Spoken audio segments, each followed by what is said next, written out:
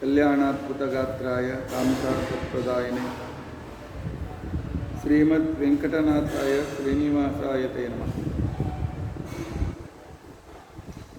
नारायणाय परिपूर्णगुणार्णवाय विश्वोदयस्थितिलयोन्नियतिप्रदाय ज्ञानप्रदाय विबुधासुरसौख्यदुःख सत्कारणाय वितताय नमो नमस्ते। अभ्रमं गरहितम् अजडं विमलं सदा आनन्दतीर्थमतुलं भजे तापत्रयापहम्। भवति यदनुभावादेडमूकोऽपि वाक्मी जडमतिरपि जन्तुर्जायते प्रज्ञमौलिः। सकलवचनचेतो देवता भारती सा मम वचसि निधत्तां सन्निधिं मानसे च। अस्मद्गुरुसमारम्भां टीकाकृत्पादमध्यगां श्रीमदाचार्यपर्यन्तां वन्दे गुरुपरम्परां। बन्धुस्त्वं गुरुरिष्टदैवतमिति त्वत्पादपङ्केरुहं प्राप्तं मां परिपालयेति सततं याचे निबद्धाञ्जलिः। चित्तं मद्गुणदोषचिन्तनविदौ नूनं मनान्मा कृताः श्रीसत्यात्मगुरो त्वदङ्घ्रियुगलं हित्वा न मे सद्गतिः। यैरहं शुकवत् सम्यक् शिक्षितोऽस्मि कृपालुभिः तान् वन्दे धेनुपाचार्यान् तत्त्वज्ञानार्थसिद्धये। श्रीगुरुभ्यो नमः। हरिः ओम हरिः ओम हरिः ओम। स्वस्तिस्तु अषेढसन्मङ्गलानि सन्तु। श्लोकैकश्रवणपठनमात्रेण वस्तुश्रोतॄणां निखिलकलिकृतकल्मषापनोर्दनपटुतरे धर्माद्यखिलपुरुषार्थसाधने भूते अद्य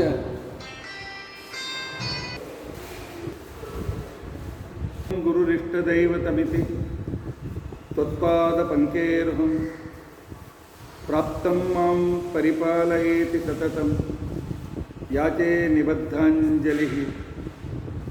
चित्तं मद्गुणदोषचिन्तनविधौ नूनं मनान्मा कृताः श्रीसत्यात्मगुरो त्वदङ्घ्रियुगलं हित्वा न मे सद्गतिः।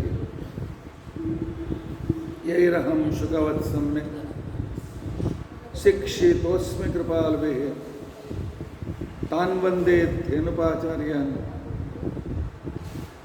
तत्त्वज्ञानार्थसिद्धये। श्रीगुरुभ्यो नमः। हरिः ओम हरिः ओम हरिः ओम। स्वस्त्यस्तु अषेढसन्मङ्गलानि सन्तु। श्लोकैकश्रवणपठनमात्रेण वक्तुश्च श्रोतॄणां निखिलकलिकृतकल्मषापनोदनपटुतरे धर्माद्यखिलपुरुषार्थसाधने भूते अद्य भविष्योत्तरपुराणोक्त वेंकटेशमहात्म्यकथा प्रारंभे सति किंचित् पूर्वकथानुवादः। हरिः ओम हरिः ओम हरिः ओम।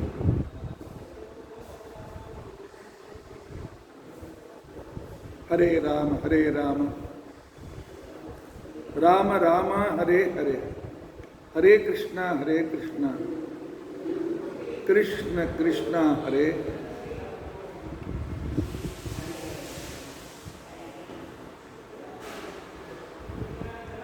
श्री गुरुभ्यो नमः। हरिः ओम हरिः ओम हरिः ओम।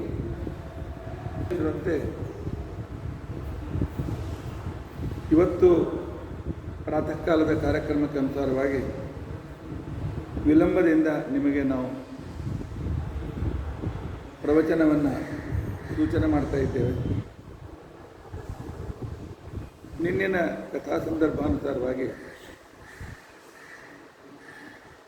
ಪರಮಾತ್ಮ ಬಕುಲಾವತಿಗೆ, ನೋಡು,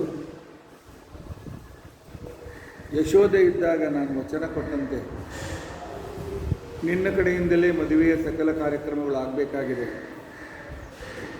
ಆದ್ದರಿಂದ ಹೋಗಿ ಬಾ ಅಂತ ತಿಳ್ಕೊಂಡಂತೇಳಿ ಕುದುರೆಯನ್ನು ತಯಾರು ಮಾಡಿಕೊಟ್ಟು ಬಕುಲಾವತಿಯನ್ನು ಕುದುರೆ ಮೇಲೆ ಕೂರಿಸಿದ. ಆಗ ಬಕುಲಾವತಿ ಕೇಳ್ತಾಳೆ, ಮಾರ್ಗಂ ವದ ರಮಾಧೀಶ ಗಚ್ಛಾಮಿ ನೃಪಸತ್ತಮ. ಪರಮಾತ್ಮ ಮಾರ್ಗ ತೋರಿಸು. ಹೌದು, ಮೋಕ್ಷದ ದಾರಿಯನ್ನು ತೋರಿಸ್ತವನು ಭಗವಂತನೇ ಅಲ್ಲ. ಪರಮಾತ್ಮ ಹೇಳ್ತಾನೆ, ಅಮ್ಮ, ಈ ವೆಂಕಟಗಿರಿಯನ್ನು ಇಳಿದು ಹೋಗು ಕೆಳಗೆ. ಅಲ್ಲಿ ಕಪಿಲ ತೀರ್ಥ ಬರ್ತದೆ. ಆ ಕಪಿಲ ತೀರ್ಥದಲ್ಲಿ ಸ್ನಾನ ಮಾಡು. ಯಾಕೆ? ಪರಮಾತ್ಮನನ್ನು ಪಡೆಯಬೇಕಾಗಿದ್ದರೆ ರುದ್ರದೇವರ ಅನುಗ್ರಹ ಬೇಕು. ಮನೋನಿಯಾಮಕರಾದ ರುದ್ರದೇವರು ಅಲ್ಲಿ ಇರ್ತಕ್ಕಂಥ ಕಪಿಲೇಶ್ವರನಿಗೆ ನನಗೋಸ್ಕರ ಬೇಡಿಕೋ. ಶ್ರೀನಿವಾಸೇನ ಬಾಲೇನ ಸದಾ ಕಲ್ಯಾಣಕಾಂಕ್ಷಿಣ.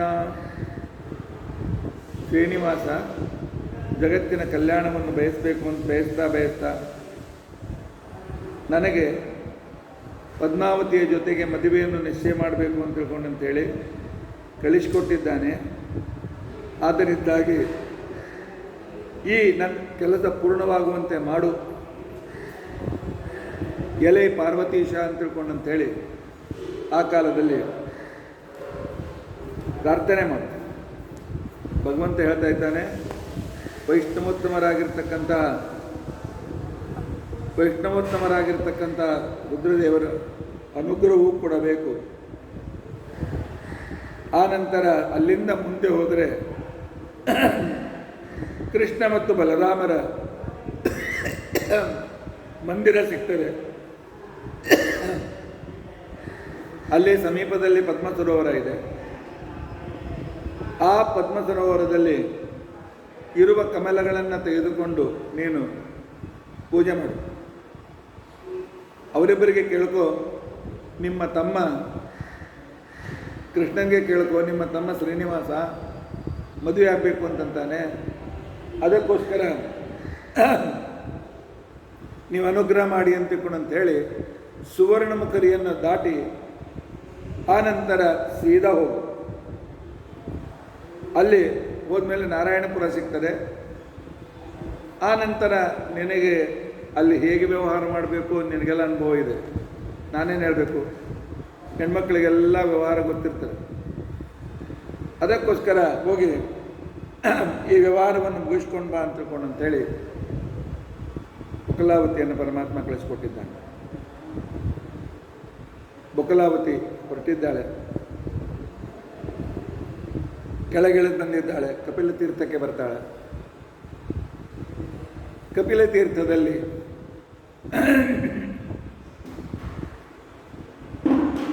ಆಕಾಶರಾಜನ ಹೆಂಡತಿಯಾಗಿರ್ತಕ್ಕಂಥ ಧರಣೀದೇವಿಯ ಅನೇಕ ದಾಸಿಯರು ಆ ಕಪಿಲ ತೀರ್ಥದಲ್ಲಿ ಪೂಜೆ ಮಾಡಿಸಿಕೊಂಡು ಪ್ರಸಾದ ತೆಗೆದುಕೊಂಡು ಹೊರಟಿದ್ದಾರೆ. ಆಗ ಬಕುಲಾವತಿ ಭೇಟಿ ಆಗ್ತದೆ. ಆಗ ಬಕುಲಾವತಿ ಹೇಳ್ತಾಳೆ, ವಯಂ ಆಕಾಶರಾಜಸ್ಯ ಸನ್ನಿಧಂ ಗತಾಸ್ಸದಾ. ನಾವು ಆಕಾಶರಾಜನ ಕಡೆಯಿಂದ ಬಂದಿದ್ದೇವೆ. ಹಿಂದಿನ ದಿವಸ ನಮ್ಮ ಪದ್ಮಾವತಿ ಕೂತಡ್ಲಿಕ್ಕೆ ಹೋಗಿದ್ಲು. ಅಲ್ಲಿ ಒಬ್ಬ ಸುಂದರನಾಗಿರ್ತಕ್ಕಂಥ ರಾಜಕುಮಾರನನ್ನು ನೋಡಿದ್ದಾಳೆ. ನೋಡಿ ಆ ಕಾಲದಲ್ಲಿ ಅವನಲ್ಲಿ ಮೋಹಿತಳಾಗಿ ಆ ಸಂದರ್ಭದಲ್ಲಿ ಆವಾಗ ಅವಳು ಕಾಮಜ್ವರದಿಂದ ಪೀಡಿತಳಾಗಿದ್ದಾಳೆ.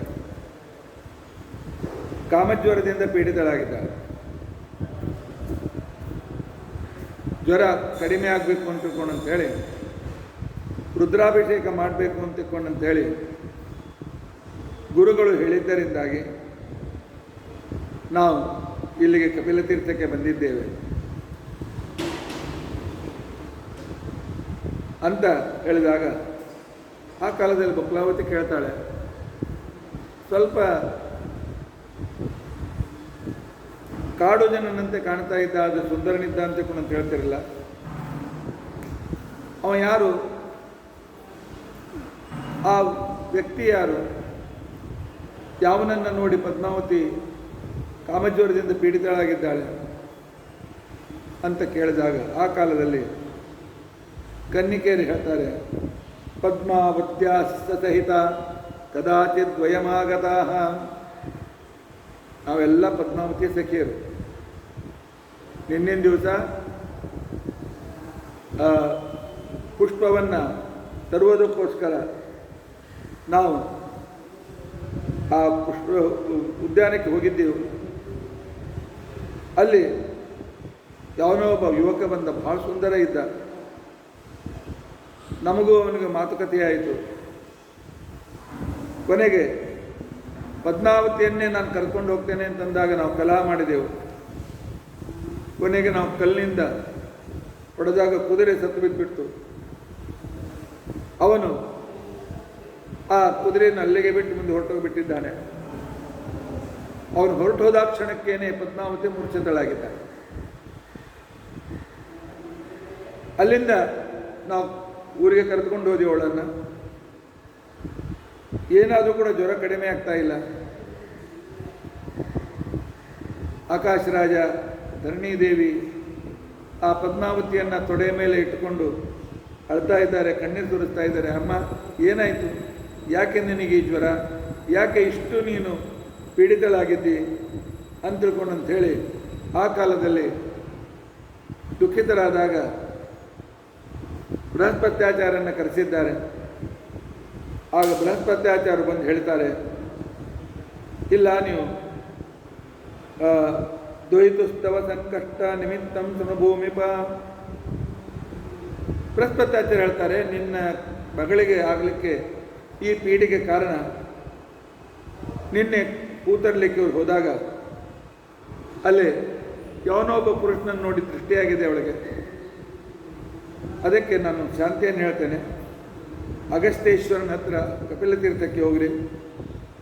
ಅಲ್ಲಿ ರುದ್ರದೇವ ರುದ್ರಾಭಿಷೇಕಾದಿಗಳನ್ನು ಮಾಡಿ ಜ್ವರದ ಶಾಂತಿಗೋಸ್ಕರ ಪ್ರಾರ್ಥನೆಯನ್ನು ಮಾಡಿ ಅಂತ ತಿಳ್ಕೊಂಡಂತೇಳಿ ಅಂದಿರ್ತಕ್ಕಂಥ ಸಂದರ್ಭದಲ್ಲಿ ನಾವು ಹಾಗೇ ಮಾಡಿಕೊಂಡು ಇಲ್ಲಿ ಬಂದು ರುದ್ರದೇವರ ಪೂಜೆಯನ್ನು ಮಾಡಿದ್ದೇವೆ. ಈಗ ನಾವು ಪುನಃ ಅಲ್ಲಿಗೆ ಹೊರಟಿದ್ದೇವೆ ಆಕಾಶರಾಜನ ನಗರಕ್ಕೆ ಅಂತ ತಿಳ್ಕೊಂಡಂತಂದಾಗ, ನೀನಾರಮ್ಮ, ಎಲ್ಲಿಂದ ಬಂದಿದ್ದೀಯ? ಏನು ಯಾವ ರೀತಿಯಾಗಿರ್ತಕ್ಕಂಥ ಏನನ್ನ ತರೋದಕ್ಕೋಸ್ಕರ ಬಂದಿದ್ದೆ ಹೇಳು ಅಂತ ತಿಳ್ಕೊಂಡಂತ ಹೇಳಂದಾಗ ಆವಾಗ ಬಕುಲಾವತಿ ಹೇಳ್ತಾಳೆ, ಶೃಣ್ವಂತು ಕನ್ಯಕಾ ಸರ್ವಾಹ. ನನ್ನ ಮಾತನ್ನು ಕೇಳಿ. ಪರಮಾತ್ಮ ಸಾಕ್ಷಾತ್ ವಿಷ್ಣು ಅಂತ ತಿಳ್ಕೊಂಡಂತ ಅನಿಸ್ಕೊಳ್ತಾನೆ. ಅವನಿಗೇನೆ ಕೃಷ್ಣ, ಮುಕುಂದ ಇತ್ಯಾದಿ ಹೆಸರುಗಳಿಂದ ಕರೀತಾರೆ. ಅಂಥ ಪರಮಾತ್ಮ ಈಗ ಇಲ್ಲಿ ವೆಂಕಟಾಚಲದ ಮೇಲೆ ಅವನು ವಿರಾಜಮಾನನಾಗಿದ್ದಾನೆ. ಅವನು ಎಲ್ಲರಿಗೂ ಮಂಗಲವನ್ನುಂಟು ಮಾಡ್ತಾನೆ. ಎಲ್ಲರಿಗೂ ಅವನೇ ಗತಿ. ಆದರೆ ಒಮ್ಮೊಮ್ಮೆ ಅವನು ಕಪಟ ನಾಟಕ ಸೂತ್ರಧಾರಿಯಾಗಿ ನಾಟಕವನ್ನು ಕೂಡ ಮಾಡ್ತಾನೆ. ನಾನು ಆ ವೆಂಕಟೇಶನ ಸೇವೆಯಲ್ಲಿರ್ತಕ್ಕಂಥ ದಾಸಿ. ನನಗೆ ಆಕಾಶರಾಜನ ಹೆಂಡತಿಯಾಗಿರ್ತಕ್ಕಂಥ ಧರಣಿದೇವಿ ಹತ್ರ ಕೆಲಸ ಇದೆ. ಅದಕ್ಕೆ ನಾರಾಯಣಪುರಕ್ಕೆ ಹೊರಟಿದ್ದೇನೆ. ರಾಣಿ ಭೇಟಿ ಆಗ್ತಾಳೋ ಇಲ್ಲೋ ಗೊತ್ತಿಲ್ಲ, ಆದರೂ ಭಗವಂತನನ್ನು ನೆನೆಸಿ ನಾನು ಹೊರಟಿದ್ದೇನೆ. ಭವತಿ ಸಂಗಮಾತ್ರೇಣ, ನೀವು ಹೇಗೂ ಪದ್ಮಾವತಿಯ ಸಖಿಯರಂತೀರಿ, ಧರಣಿದೇವಿಯ ದಾಸಿಯರಂತೀರಿ, ನಮಗೆ ರಾಜನ ರಾಣಿ ಹತ್ರ ಕರ್ಕೊಂಡು ಹೋಗ್ತೀರಾ ಅಂತ ಕೇಳಿದ್ದೆ. ಈ ರೀತಿಯಾಗಿ ಹೇಳಿದಾಗ ಹಾಗೆ ನಡಿ ನಮ್ಮ ಜೊತೆಗೆ, ನಾವು ನಿನ್ನನ್ನು ಕರೆದುಕೊಂಡು ಹೋಗ್ತೇವೆ ಬಾ ಅಂತ ತಿಳ್ಕೊಂಡು ಅಂತ ಹೇಳಿ ಕರೆದುಕೊಂಡು ಹೊರಟಿದ್ದೆ. ಈ ಕಡೆಯಲ್ಲಿ ಪರಮಾತ್ಮ ಬಕಲಾವತಿಯನ್ನು ಕಳಿಸಿದ ನಂತರ ಭಗವಂತ ವಿಚಾರ ಮಾಡ್ತಾನೆ. ಪರಮಾತ್ಮನ ವಿಚಿತ್ರವಾದ ನಾಟಕ ಈ ರೀತಿಯಾಗಿರ್ತದೆ. ಏಕಪುತ್ರೋ ಹ್ಯಪುತ್ರಸ್ತು ಏಕನೇತ್ರೋ ಹ್ಯನೇತ್ರವಾನ್. ಸರ್ವಸಾಮಾನ್ಯವಾಗಿ ಈಗಿನ ಜನರಿಗೋಸ್ಕರ ಶ್ರೀನಿವಾಸ ಒಂದು ಉಪದೇಶವನ್ನು ಕೊಡ್ತಾ ಇದ್ದಾನೆ. ಒಂದೇ ಮಗಳು ಸಾಕು ಅಂತಂತಾರಲ್ಲ, ಅಂಥವರಿಗೆ ಪರಮಾತ್ಮ ಮಾರ್ಗದರ್ಶನ ಮಾಡ್ತಾ ಇದ್ದಾನೆ. ಭಗವಂತ ಅಂತ ಅಂತಾನೆ, ಒಂದೇ ಮಗ ಸಾಕಂತಂತೀರಿ, ಆ ಮಗ ನಿಮ್ಮನ್ನು ಬಿಟ್ಟು ಫಾರಿನ್ಗೆ ಹೋಗ್ಬಿಟ್ರೆ, ಆ ಮಗ ವಿದೇಶಕ್ಕೆ ಹೊರಟೋಗ್ಬಿಟ್ರೆ, ಮತ್ತು ಯಾವುದೋ ಕಾರಣದಿಂದ ಆ ಒಬ್ಬನೇ ಮಗ ಅವನು ಹೊರಟೋಗ್ಬಿಟ್ರೆ, ಪ್ರಾಣ ಬಿಟ್ಬಿಟ್ರೆ, ಹಾಗೆ ಗತಿ ಅದನ್ಯಾಕೆ ವಿಚಾರ ಮಾಡೋದಿಲ್ಲ? ಒಂದೇ ಕಣ್ಣಿದ್ರೆ ಕಣ್ಣಿದ್ದಂತೆ ಅಲ್ಲ, ಯಾವಾಗ ಕಣ್ಣಿಗೆ ಧೂಳು ಬೀಳ್ತಾ ಹೇಳಲಿಕ್ಕೆ ಆಗೋದಿಲ್ಲ. ಒಂದು ಕಣ್ಣು ಹೋದ್ರೆ ಇನ್ನೊಂದು ಕಣ್ಣು ಇರಬೇಕು ಅಂತಂತಾರೆ. ಅದೇ ರೀತಿಯಾಗಿ ಬಹಳ ಮಹತ್ವಪೂರ್ಣ ಕೆಲಸಗಳನ್ನು ಹೆಣ್ಮಕ್ಳಿಗೆ ಒಪ್ಪಿಸಿದರೆ ಎಷ್ಟು ಬಂಧನ ಇರ್ತದೆ ಹೆಣ್ಮಕ್ಳಿಗೆ. ಆದ್ದರಿಂದಾಗಿ ಹೆಣ್ಮಕ್ಳು ಒಪ್ಪಿಸಿದ್ರೆ ನಡೆಯೋದಿಲ್ಲ. ಅದಕ್ಕೋಸ್ಕರ ತನ್ನ ಕೆಲಸ ತಾನೇ ಮಾಡುವುದು ಉತ್ತಮ ಅಂತ ತಿಳ್ಕೊಂಡಂತನ್ನು ಗಾದೆ ಮಾತು ಪ್ರಕಾರ ತನ್ನ ಕೆಲಸವನ್ನು ತಾನೇ ಮಾಡುವುದಕ್ಕೋಸ್ಕರ ಭಗವಂತ ತಾನು ಕೊರವಂಜಿಯ ವೇಷವನ್ನು ಧರಿಸಿದ್ದಾನೆ. ಅದಕ್ಕೆ ಕುಂತಲಾ ಅಂತ ಹೇಳಿ ಕರೀತಾರೆ ಸಂಸ್ಕೃತದಲ್ಲಿ. ವನಿತಾ ರೂಪಮಾಯಯೋ, ಒಳ್ಳೆ ಮುದುಕಿಯ ವೇಷವನ್ನು ಪರಮಾತ್ಮ ಧರಿಸಿದ್ದಾನೆ. ಚೀರ ವಸ್ತ್ರಂ ತಥೋ ಬದ್ವಾ, ಪರಮಾತ್ಮ ನಾರುಬಟ್ಟೆಯ ಸೀರೆಯನ್ನು ಉಟ್ಕೊಂಡಿದ್ದ.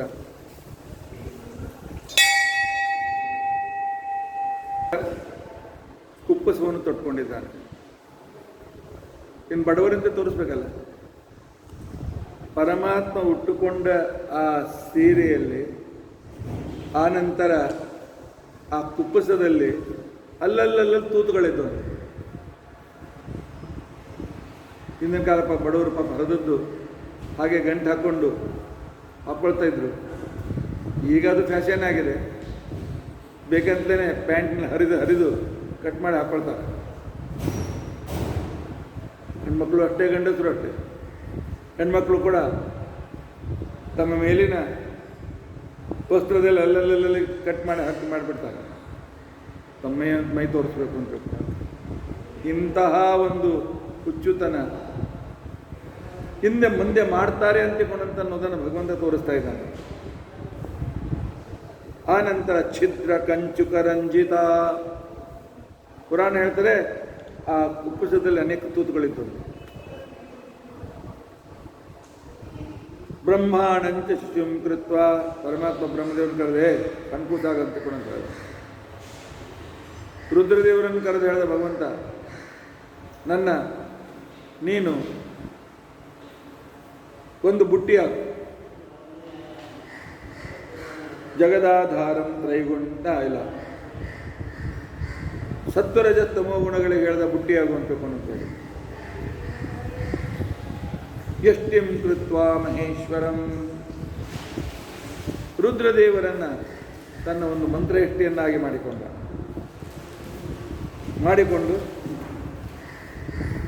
ಸಂಪೂರ್ಣ ಕೂದಲನ್ನು ಬಿಟ್ಕೊಂಡು, ಈಗೆಲ್ಲ ಬಿಟ್ಕೊಳ್ತಾರಲ್ಲ ಆ ರೀತಿಯಾಗಿ ಇದನ್ನೇ ಪರಮಾತ್ಮ ಮಾಡಿ ತೋರಿಸಿದ್ದಾನೆ. ಹೀಗೆ ಮುಂದೆ ಮಾಡ್ತಾರೆ. ಹೆಣ್ಮಕ್ಳು ಯಾವಾಗಲೂ ಕೂದಲುಗಳನ್ನು ಸರಿ ಮಾಡಿಕೊಂಡು ಜಡೆಗಟ್ಕೊಂಡಿರಬೇಕು, ಗಂಡಸರು ಶಿಖಾ ಕಟ್ಕೊಳ್ಬೇಕು. ಅದು ವಿಶೇಷವಾಗಿರ್ತಕ್ಕಂಥ ಬ್ರಹ್ಮದೇವರ ಬ್ರಹ್ಮಸ್ಥಾನದ ಒಂದು ವಿಶಿಷ್ಟವಾದ ವೈಶಿಷ್ಟ್ಯ ಅದು. ಆ ನಂತರ ಕೊರಳಲ್ಲಿ ಗುಲಗಂಜಿ ಮತ್ತು ಶಂಖ ಇತ್ಯಾದಿಗಳ ಮಾಲೆಯನ್ನು ಹಾಕ್ಕೊಂಡಿದ್ದಾನೆ. ಆಮೇಲೆ ತನ್ನ ತಲೆಯ ಮೇಲೆ ಆ ಬುಟ್ಟಿಯನ್ನು ಇಟ್ಕೊಂಡಿದ್ದಾನೆ. ಅದಂತ ಶುಷ್ಕವದನ, 70-75 ವರ್ಷ ಮುದುಕಿಯಂತೆ ಎಲ್ಲ ಹಲ್ಲು ಬಿದ್ದು ಹೋಗ್ಬಿಟ್ಟಿವೆ, ಮಾರುಮುಖ ಒಣಗಿದೆ. ಆ ನಂತರ ಆ ಬುಟ್ಟಿಯನ್ನು ಇಟ್ಕೊಂಡು ಆ ವಯಸ್ಸಿನಲ್ಲಿಯೂ ತಲೆಯ ಮೇಲೆ ಬುಟ್ಟಿ ಇಟ್ಕೊಂಡು ಕುಣಿತಾ ಇದ್ದಾನೆ.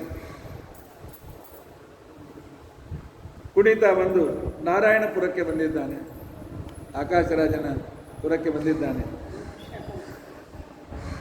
ಬಂದಿರತಕ್ಕಂಥ ಸಂದರ್ಭದಲ್ಲಿ ಪುರೀಂ ಸಮಾಗತ್ಯ ಜಗರ್ಜ ಚೇತ್ತಂ, ಗೋಣಿಯಲ್ಲಿ ತಿರುಗಾಡ್ತಾ ನರ್ತನವನ್ನು ಮಾಡ್ತಾ ಹೇಳ್ತಾ ಇದ್ದಾನೆ, ಪತೀನ್ ಸುತಾನ್ ಬಂಧುಗಣಾನ್ ದದಾಮಿ. ನಾನು ಯಾರಿಗೆ ಬೇಕು ಮದುವೆ ಆಗಿಲ್ಲ ಅವರು ಮದುವೆ ಆಗುವಂತೆ ಅನುಗ್ರಹ ಮಾಡ್ತೇನೆ, ಯಾರಿಗೆ ಮಕ್ಕಳಾಗಿಲ್ಲ ಮಕ್ಕಳಾಗುವಂತೆ ಅನುಗ್ರಹ ಮಾಡ್ತೇನೆ, ಯಾರಿಗೆ ಹಣ ಸಂಪತ್ತಿ ಇಲ್ಲ ಅವರಿಗೆ ಸಂಪತ್ತಿ ಸಿಗುವಂತೆ ಮಾಡ್ತೇನೆ. ಈ ರೀತಿಯಾಗಿ ಹೇಳ್ತಾ ತಿರುಗ್ತಾ ಇರುವಾಗ ಊರಿನ ಜನರು ಈ ಮಾತನ್ನು ಕೇಳಿದರು. ಕೇಳಿ ಆಗ ಧರಣಿದೇವಿ ಧರ್ಮದೇವಿ ಕೊರವಂಜಿ ಹತ್ರ ಬಂದು ಹೇಳ್ತಾರೆ. ಧರ್ಮದೇವಿ ಇಲ್ಲ, ಅವರು ಬಂದು ಧರಣಿದೇವಿ ಹತ್ರ ಹೇಳ್ತಾರೆ, ಧರ್ಮದೇವಿ ಸಮಾಯಾತ ನರನಾರಾಯಣಾಶ್ರಮಂ. ಧರಣಿದೇವಿ ನರನಾರಾಯಣಾಶ್ರಮದಿಂದ ಒಬ್ಬಳು ಕೊರವಂಜಿ ಬಂದಿದ್ದಾಳೆ. ವಯಸ್ಸಾಗಿದೆ, ಭಾಳ ಅನುಭವಿ ಅಂತ ಕಾಣ್ತಾಳೆ, ಭಾಳ ಕಡಿಮೆ ಮಾತನಾಡ್ತಾಳೆ.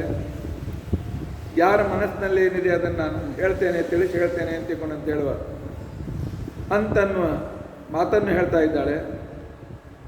ಆ ದೇವಿಯಿಂದ ಧರಣಿದೇವಿ, ನಿನ್ನ ಮಗಳಿಗೆ ಆರಾಮಿಲ್ಲಲ್ಲ, ಸೋಖ್ಯ ಇಲ್ಲಲ್ಲ, ಅವಳ ಕರೆದಕ್ಕೆ ಯಾಕೆ ಕೇಳಬಾರ್ದು, ಯಾಕೆ ಈ ಜ್ವರ ಬಂದಿದೆ, ಇದನ್ನು ಹೇಗೆ ದೂರ ಮಾಡಬೇಕು, ಯಾಕೆ ವೈದ್ಯರ ಕೆಲಸ ಆದಮೇಲೆ ಭಗವಂತನ ಪ್ರಾರ್ಥನೆಯಲ್ಲೂ ಕೂಡ ಮಾಡಬೇಕಾಗ್ತದೆ.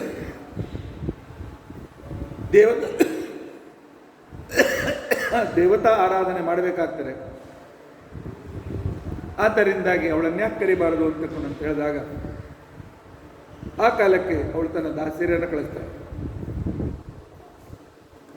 ಅವರು ಬಂದು ಅವಳಿಗೆ ಹೇಳ್ತಾರೆ,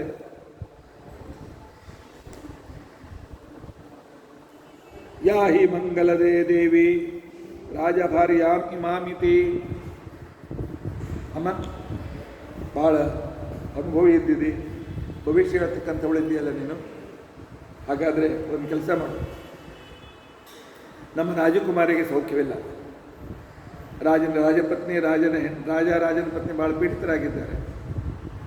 ಇಂಥ ಸಂದರ್ಭದಲ್ಲಿ ಅವರಿಗೆ ಬಂದು ನೀ ಯಾಕೆ ಭವಿಷ್ಯ ಹೇಳಬಾರ್ದು.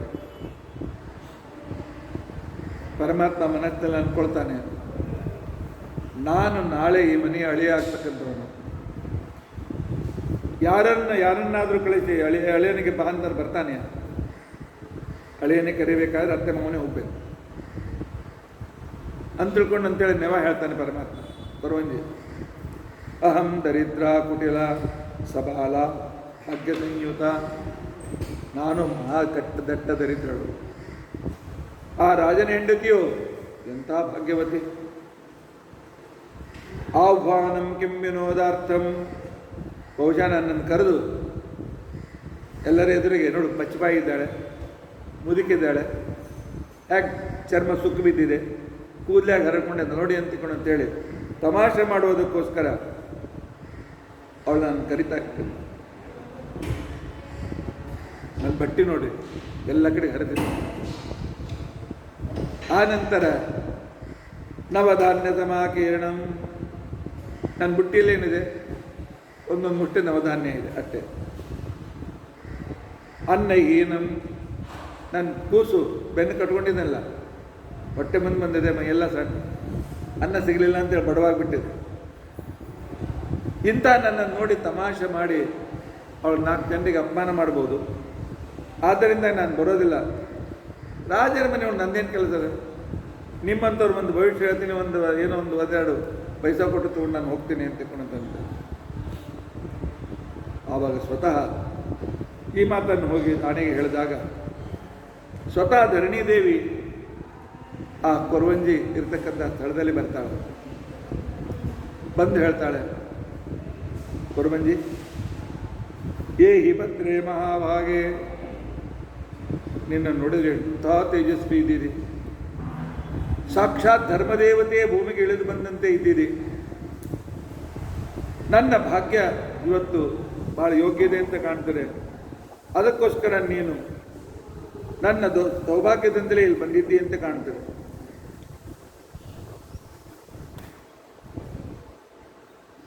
ಮನೋರಥೋ ಮನಸ್ಸಂಸ್ಥ, ನಾನು ಬಹಳ ದೊಡ್ಡ ಚಿಂತೆಯಲ್ಲಿದ್ದೇನೆ. ಏನೋ ಒಂದು ಚಿಂತೆ ನನ್ನನ್ನು ಕಾಡ್ತಾ ಇದೆ, ಅದನ್ನು ನಿನ್ನಿಂದ ದೂರ ಮಾಡಿಕೊಳ್ಬೇಕಾಗಿದೆ. ಬಾಮ್ಮ ನಮ್ಮ ಮನೆಗೆ ಅಂತ ಹೇಳಿದಾಗ ಆ ಕಾಲದಲ್ಲಿ ನೋಡು, ನಾನು ಸ್ಪಷ್ಟವಾಗ್ತಾ ಇದ್ದೇನೆ, ಇದ್ದದ್ದನ್ನು ಇದ್ದಾಗ ಹೇಳುವಂತೆ ಇದ್ದೇನೆ. ಆದ್ದರಿಂದ ಕಠಿಣವಾಗಿ ಕೇಳಿದ್ದಾಳಂತ ಬೈಬೇಡ ನನಗೆ. ಮಯಾತು ಗದಿತಂ ವಾಕ್ಯಂ ಅಸತ್ಯೇನ್ ಮನಸ್ವಿನಿ, ನಿನ್ನ ರಾಣಿ, ನಾನು ಸತ್ಯ ಹೇಳ್ತೇನೆ. ನಾನು ಹೇಳಿದ್ರಲ್ಲಿ ಏನಾದರೂ ಸುಳ್ಳು ಇದ್ದರೆ ಪುರಾನ್ ನಿಷ್ಕಾಶ್ಯತಾಂ ಮಾಂ ದೇವಿ ಜಿಹ್ವಾಯಾಃ ಛೇದನಂ ಕುರು,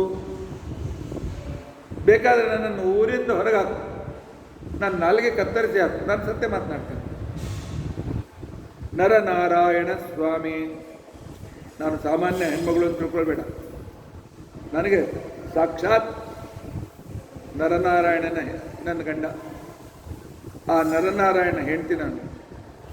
ಈ ನನ್ನ ಬೆನ್ನಿಗೆ ಕಟ್ಕೊಂಡಿದ್ದೇನೆಲ್ಲ ಆ ನರನಾರಾಯಣನ ಮಗ ಇವ. ಅವನು ನನಗೆ ಆಜ್ಞೆ ಮಾಡಿದರು, ಭೂತಂ ಭವ್ಯಂ ಭವಿಷ್ಯಂಚ ಜಾನಾಮ ಜಗದೀಶ್ವರಿ, ಹೋಗು, ನಾರಾಯಣಪುರದಲ್ಲಿ ಆಕಾಶರಾಜ ಧರಣಿದೇವಿ ಸಂಕಟದಲ್ಲಿದ್ದಾರೆ, ಅವರ ಸಂಕಟ ದೂರ ಮಾಡುವಂತ ತಿಳ್ಕೊಂಡು ಅಂತೇಳಿ ನನ್ನನ್ನು ಹೇಳಿ ಕಳಿಸಿದ್ದಾನೆ. ನನಗೆ ಭೂತಕಾಲದ ಎಲ್ಲ ವಿಷಯವೂ ಗೊತ್ತಿದೆ, ಈಗಿನ ಕಾಲದ ವಿಷಯ ಎಲ್ಲ ಗೊತ್ತಿದೆ, ಮುಂದಾಗುವ ವಿಷಯವೂ ಕೂಡ ಗೊತ್ತಿದೆ. ನಾನು ತ್ರಿಕಾಲಜ್ಞಾನಿಯಾಗಿದ್ದೇನೆ. ಆದ್ದರಿಂದಾಗಿ ನಾನು ಅತ್ಯಂತ ಪತಿವ್ರತೆ. ಆಗ ಧರಣಿದೇವಿ ಅವಳಿಗೆ ಅನೇಕ ಸಮಾಧಾನ ಮಾತು ಹೇಳಿ, ತಮಾಷೆ ಮಾಡೋದಿಲ್ಲ, ನಿನ್ನ ಅವಶ್ಯಕತೆ ನನಗಿದೆ, ಬಾ ನಮ್ಮನೆಗೆ ಬಾ ಅಂತಕೊಂಡು ಅಂತೇಳಿ ಸಾವಕಾಶವಾಗಿ ಕೈ ಹಿಡಿದು ತನ್ನ ಮನೆಗೆ ಕರ್ಕೊಂಡು ಹೋಗಿದ್ದಾಳೆ. ಒಳ್ಳೆ ಸಿಂಹಾಸನವನ್ನು ಕೊಟ್ಟಿದ್ದಾಳೆ ಕೂಡಲಿಕ್ಕೆ. ಆ ಕಾಲದಲ್ಲಿ ನಾನೇನು ಮಾಡಬೇಕು ಹೇಳಮ್ಮ ಅಂತಕೊಂಡು ಅಂತ ಹೇಳ್ತಾಳೆ. ಧರ್ಮದೇವಿ ಹೇಳ್ತಾಳೆ, ಕೊರವಂಜಿ ಹೇಳ್ತಾಳೆ, ಹಾಗೆ ಭವಿಷ್ಯ ಹೇಳಿ ಕೊಡೋದಿಲ್ಲ. ಮಜ್ಜನಂ ಕುರು ಕಲ್ಯಾಣಿ ವಸ್ತ್ರಾಲಂಕಾರ ಭೂಷಿತಾಂ, ಹೋಗಿ ಬೆಂಕ ಸ್ನಾನ ಮಾಡು, ತಲೆ ಮೇಲೆ ಸ್ನಾನ ಮಾಡು, ಎಣ್ಣೆ ಹಚ್ಕೊಂಡು ಒಳ್ಳೆ ರೇಷ್ಮೆ ಬಟ್ಟೆ ಉಟ್ಕೋ, ಗುರುಗಳಿಗೆ ದೇವರಿಗೆ ನಮಸ್ಕಾರ ಮಾಡ್ಕೊಂಡು ಬಾ, ಅವಳು ಹಾಗೇ ಆಗಲಿ ಅಂತ ತಿಳ್ಕೊಂಡು ಅಂತೇಳಿ ಎಲ್ಲ ರೀತಿಯಾಗಿ ಎರೆದುಕೊಂಡು ಒಳ್ಳೆ ಬಟ್ಟೆಯನ್ನು ಉಟ್ಕೊಂಡು ಏವಮುಕ್ತಾದ ಕಲ್ಯಾಣಿ ತಥಾ ಚಕ್ರೇಯ ತೋರಿದಂ. ಧರಣಿದೇವಿ ಹೇಳ್ತಾಳೆ, ಇನ್ನೇನು ಮಾಡ್ಬೇಕು ಹೇಳು, ನನ್ನ ಇಚ್ಛೆಯನ್ನು ಪೂರ್ಣ ಮಾಡ್ತಾಯಿ ಅಂತಂದಾಗ ಅವಳು ಹೇಳ್ತಾಳೆ, ಹಾಗೆಲ್ಲ ಭವಿಷ್ಯ ಹೇಳಲಿಕ್ಕೆ ಬರೋದಿಲ್ಲ. ವಾಯನಂ ದೇಹಿ ಕಲ್ಯಾಣಿ, ಮೊದಲು ಬಾಗಿನ ಕೊಡಬೇಕು, ನಾನು ಮುದ್ದೆ ಇದೆ, ನನಗೆ ಬಾಗಿನ ಕೊಡು ಅಂತ ತಿಳ್ಕೊಂಡಂತಂದಾಗ ಆ ಕಾಲದಲ್ಲಿ ಅವಳು ಬಂಗಾರದ ಮೊರದಲ್ಲಿ ಮುತ್ತನ್ನು ತುಂಬಿಕೊಂಡು ಬಂದು ಆ ಕೊರವಂಜಿ ಎದುರಿನಲ್ಲಿಡ್ತಾಳೆ. ಸ್ವರ್ಣಶೂರ್ಪಂ ಸಮಾದಾಯ ಮುಕ್ತ ತಂಡುಲಪೂರಿತಂ ನಿಕ್ಷಿಪ್ಯ ಪುರತಃ ಶೀಘ್ರಂ ಧರ್ಮದೇವಿ ವಚೋಬ್ರವೀತ. ಆಗ ಧರಣಿದೇವಿ ಮತ್ತೆ ಪುನಃ ಕೊರವಂಜಿಗೆ ಕೇಳ್ಕೊಳ್ತಾಳೆ, ಎಲೆ ಜ್ಞಾನಿಯಾಗಿರ್ತಕ್ಕಂಥ ಹೆಣ್ಮಗಳೇ, ಸತ್ಯಂಬದ ನಿಜ ಹೇಳು, ನನ್ನ ಬಹಳ ದುಃಖದಲ್ಲಿದ್ದೇನೆ, ನನ್ನ ದುಃಖವನ್ನು ದೂರ ಮಾಡು ಅಂತ ತಿಳ್ಕೊಂಡಂತ ಹೇಳಿದಾಗ ಕೊರವಂಜಿ ಹೇಳ್ತಾಳೆ, ಸತ್ಯಂ ವದಾಮಿ ಶುಶ್ರೋಣಿ, ಸತ್ಯ ಹೇಳ್ತೇನೆ, ಆದರೆ 2 ದಿನದಿಂದ ನನ್ನ ಕೂತು ಉಪವಾಸ ಇದೆ, ಬ್ರಹ್ಮದೇವರನ್ನು ಕೂತು ಮಾಡ್ಕೊಂಡು ಬಂದಿರ್ತಾಳೆ, ಅದಕ್ಕೋಸ್ಕರ ಅನ್ನವನ್ನು ಕೊಡು ಅಂತ ತಿಳ್ಕೊಂಡಂತ ಹೇಳ್ತಾಳೆ. ಏನು ಬೆಳಗ್ಗೆ ಮಾಡಿದ್ದು ನಡೀತದೆ, ಹಿಂದಿನ ದಿವಸ ರಾತ್ರಿ ಮಾಡಿದ್ದು ನಡೀತದೆ, ನಮ್ಮ ಮಗುವಿಗೇನು ಏನು ಬೇಕಾದ್ರೂ ನಡೀತದೆ. ಶ್ರುತ್ವಾ ತದ್ವಚನಂ ರಮ್ಯಂ. ಆಗ ಅವಳು ಹೇಳ್ತಾಳೆ, ರಾಜನ ಮನೆಯಲ್ಲಿ ಏನು ಕಡಿಮೆ ಇದೆ ಅಂತ ತಿಳ್ಕೊಂಡು ಅಂತೇಳಿ ಬಿಸಿ ಬಿಸಿ ಆಗಿರ್ತಕ್ಕಂಥ ಹಾಲನ್ನು ಹಾಕಿದ ಕ್ಷೀರಾನ್ನವನ್ನು ಬಂಗಾರದ ಪಾತ್ರೆಯಲ್ಲಿ ತಂದಿಡ್ತಾಳೆ. ಆಗ ಕೊರವಂಜಿ ಬ್ರಹ್ಮದೇವರನ್ನ ಅಂದರೆ ಆ ಕೂಸನ್ನು ಕೂಡಿಸಿ ತಿನ್ನು ತಿನ್ನು ಅಂತ ತಿಳ್ಕೊಂಡು ಹೇಳ್ತಾ ಇದ್ದಾರೆ. ಆದರೆ ಬ್ರಹ್ಮದೇವರು ಮನುಷ್ಯನ ಹೇಗೆ ತಿಂತಾರೆ? ಅದನ್ನು ನೋಡಿ ಆ ಕೂಸು ನಾಟಕದಲ್ಲಿ ಭಾಗವಹಿಸ್ತಾ ಇದ್ದಾರೆ. ಜೋರಾಗಿ ಆ ಕೂಸು ಹಳ್ಳಿಗೆ ಪ್ರಾರಂಭ ಮಾಡಿದ್ರು. ಹೃದಂತಂ ಆತ್ಮಜಂ ದೃಷ್ಟ ಅಳ್ತಾ ಇರ್ತಕ್ಕಂಥ ಆ ಮಗುವನ್ನು ನೋಡಿ ಆ ಕಾಲದಲ್ಲಿ ಕೊರವಂಜಿ ಹೇಳ್ತಾಳೆ, ದರಿದ್ರೋಸಿ ದುರಾಚಾರ, ದರಿದ್ರ, ಎಂದಾದರೂ ಇಂಥ ಅನ್ನ ತಿಂತೀನಿ ನೀನು? ತಿಂದು ಗೊತ್ತಿಲ್ಲ, ಅದಕ್ಕೆ ಹೇಳ್ತಾ ಇದ್ದೆ.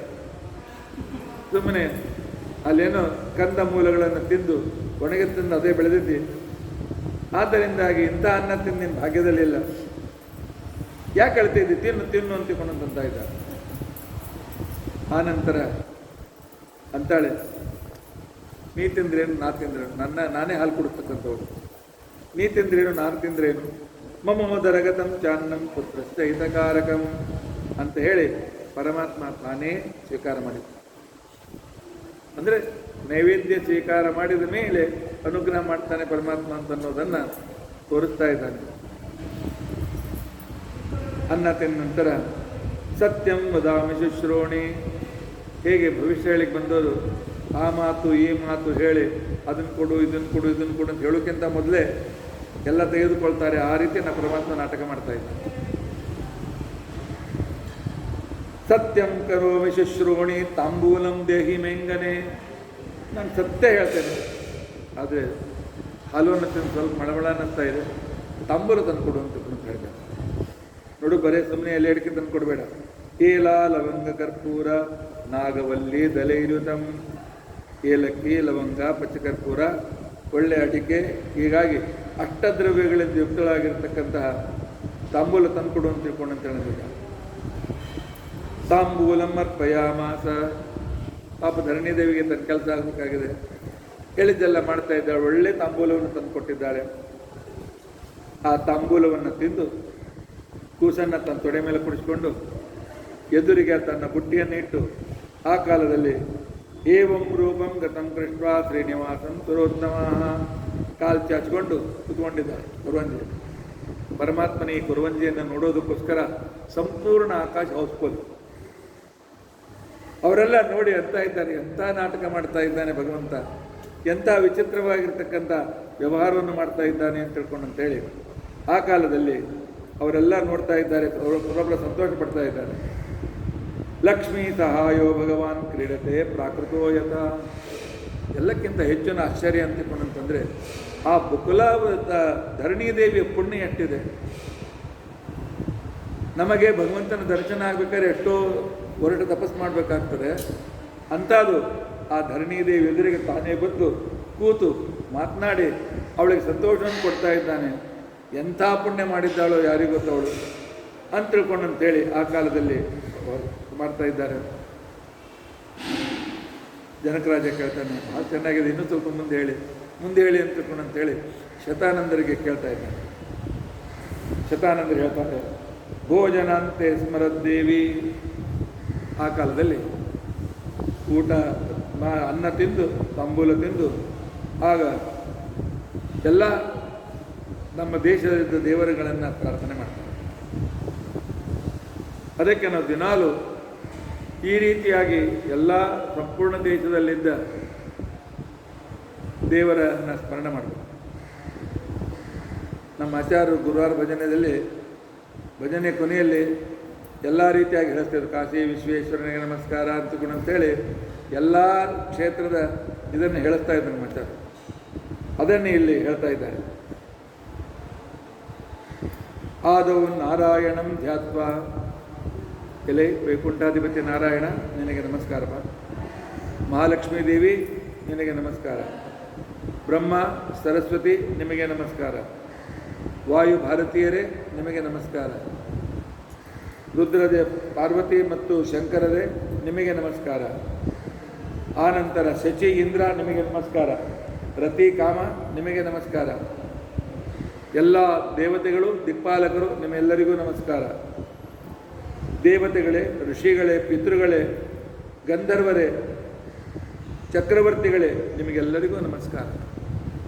ಕಾಶಿ ವಿಶ್ವೇಶ್ವರ ನಿನಗೆ ನಮಸ್ಕಾರ. ಕಾಶೀಶಂ ವಿಶ್ವನಾಥಂಚ ಬಿಂದು ಮಾಧವಮೇವ ಚ. ಆನಂತರ ಕಾಶಿಯಲ್ಲಿರ್ತಕ್ಕಂಥ ಬಿಂದು ಮಾಧವ ನಿನಗೆ ನಮಸ್ಕಾರ. ಗಯಾದಲ್ಲಿರ್ತಕ್ಕಂಥ ವಿಷ್ಣುಪಾದ ನಿನಗೆ ನಮಸ್ಕಾರ. ಪ್ರಯಾಗದಲ್ಲಿ ಇರತಕ್ಕಂತಹ ಪರಮಾತ್ಮ ನಿನಗೆ ನಮಸ್ಕಾರ. ಗೋದಾ ತೀರ ನಿವಾಸಿನಂ, ಗೋದಾವರಿ ತೀರದಲ್ಲಿರ್ತಕ್ಕಂತಹ ಕಾಳಾರಾಮ್ ಗೋರಾರಾಮ್ ಅಂತಿದ್ದಾರೆ, ನಿಮಗೆ ನಮಸ್ಕಾರ. ನಾರಸಿಂಹಂ ಜಗನ್ನಾಥಂ, ಆನಂತರ ನರಸಿಂಹದೇವರೇ ನಿಮಗೆ ನಮಸ್ಕಾರ. ಆನಂತರ ಪುರಿ ಜಗನ್ನಾಥನೇ ನಿಮಗೆ ನಮಸ್ಕಾರ. ಪಾಂಡುರಂಗಂ ಅಹೋಬಿಲಂ, ಪಂಢರಪುರದ ಪಾಂಡುರಂಗ ನಿನಗೆ ನಮಸ್ಕಾರ. ಅಹೋಬಿಲ ನರಸಿಂಹ ನಿನಗೆ ನಮಸ್ಕಾರ. ಪಂಪಾ ತೀರದಲ್ಲಿರ್ತಕ್ಕಂಥ ವೀರನಾರಾಯಣ ನಿನಗೆ ನಮಸ್ಕಾರ. ವಿರೂಪಾಕ್ಷನೇ ನಿನಗೆ ನಮಸ್ಕಾರ. ಶ್ರೀಶೈಲದಲ್ಲಿರ್ತಕ್ಕಂಥ ರುದ್ರಾಂತರ್ಗತ ನರಸಿಂಹದೇವರೇ ನಿಮಗೆ ನಮಸ್ಕಾರ. ಶ್ರೀ ವೆಂಕಟಗಿರೀಶ್ಚ, ವೆಂಕಟಗಿರಿಯಲ್ಲಿರ್ತಕ್ಕಂಥ ವರಾದೇವರೇ, ವೆಂಕಟೇಶ ತಾನೇ ವೆಂಕಟೇಶ ಆದರೂ ನಾಟಕ ಮಾಡ್ತಾ ಇದ್ದ ವೆಂಕಟೇಶ ನಿನಗೆ ನಮಸ್ಕಾರ. ಕಾಳಹಸ್ತೇಶ್ವರಂ ಹರಂ, ಕಾಳಹಸ್ತಿಯಲ್ಲಿರ್ತಕ್ಕಂಥ ರುದ್ರದೇವರೇ ನಿಮಗೆ ನಮಸ್ಕಾರ. ಕಟಿಕಾಚಲ ಸಂಸ್ಥಾನಂ, ಕಟಿಕಾಚಲದಲ್ಲಿರ್ತಕ್ಕಂಥ ನರಸಿಂಹದೇವರೇ ಪ್ರಾಣದೇವರೇ ನಿಮಗೆ ನಮಸ್ಕಾರ. ವೃದ್ಧಾಚಲದಲ್ಲಿರ್ತಕ್ಕಂಥ ಪ್ರಾಣದೇವರೇ ನಿಮಗೆ ನಮಸ್ಕಾರ.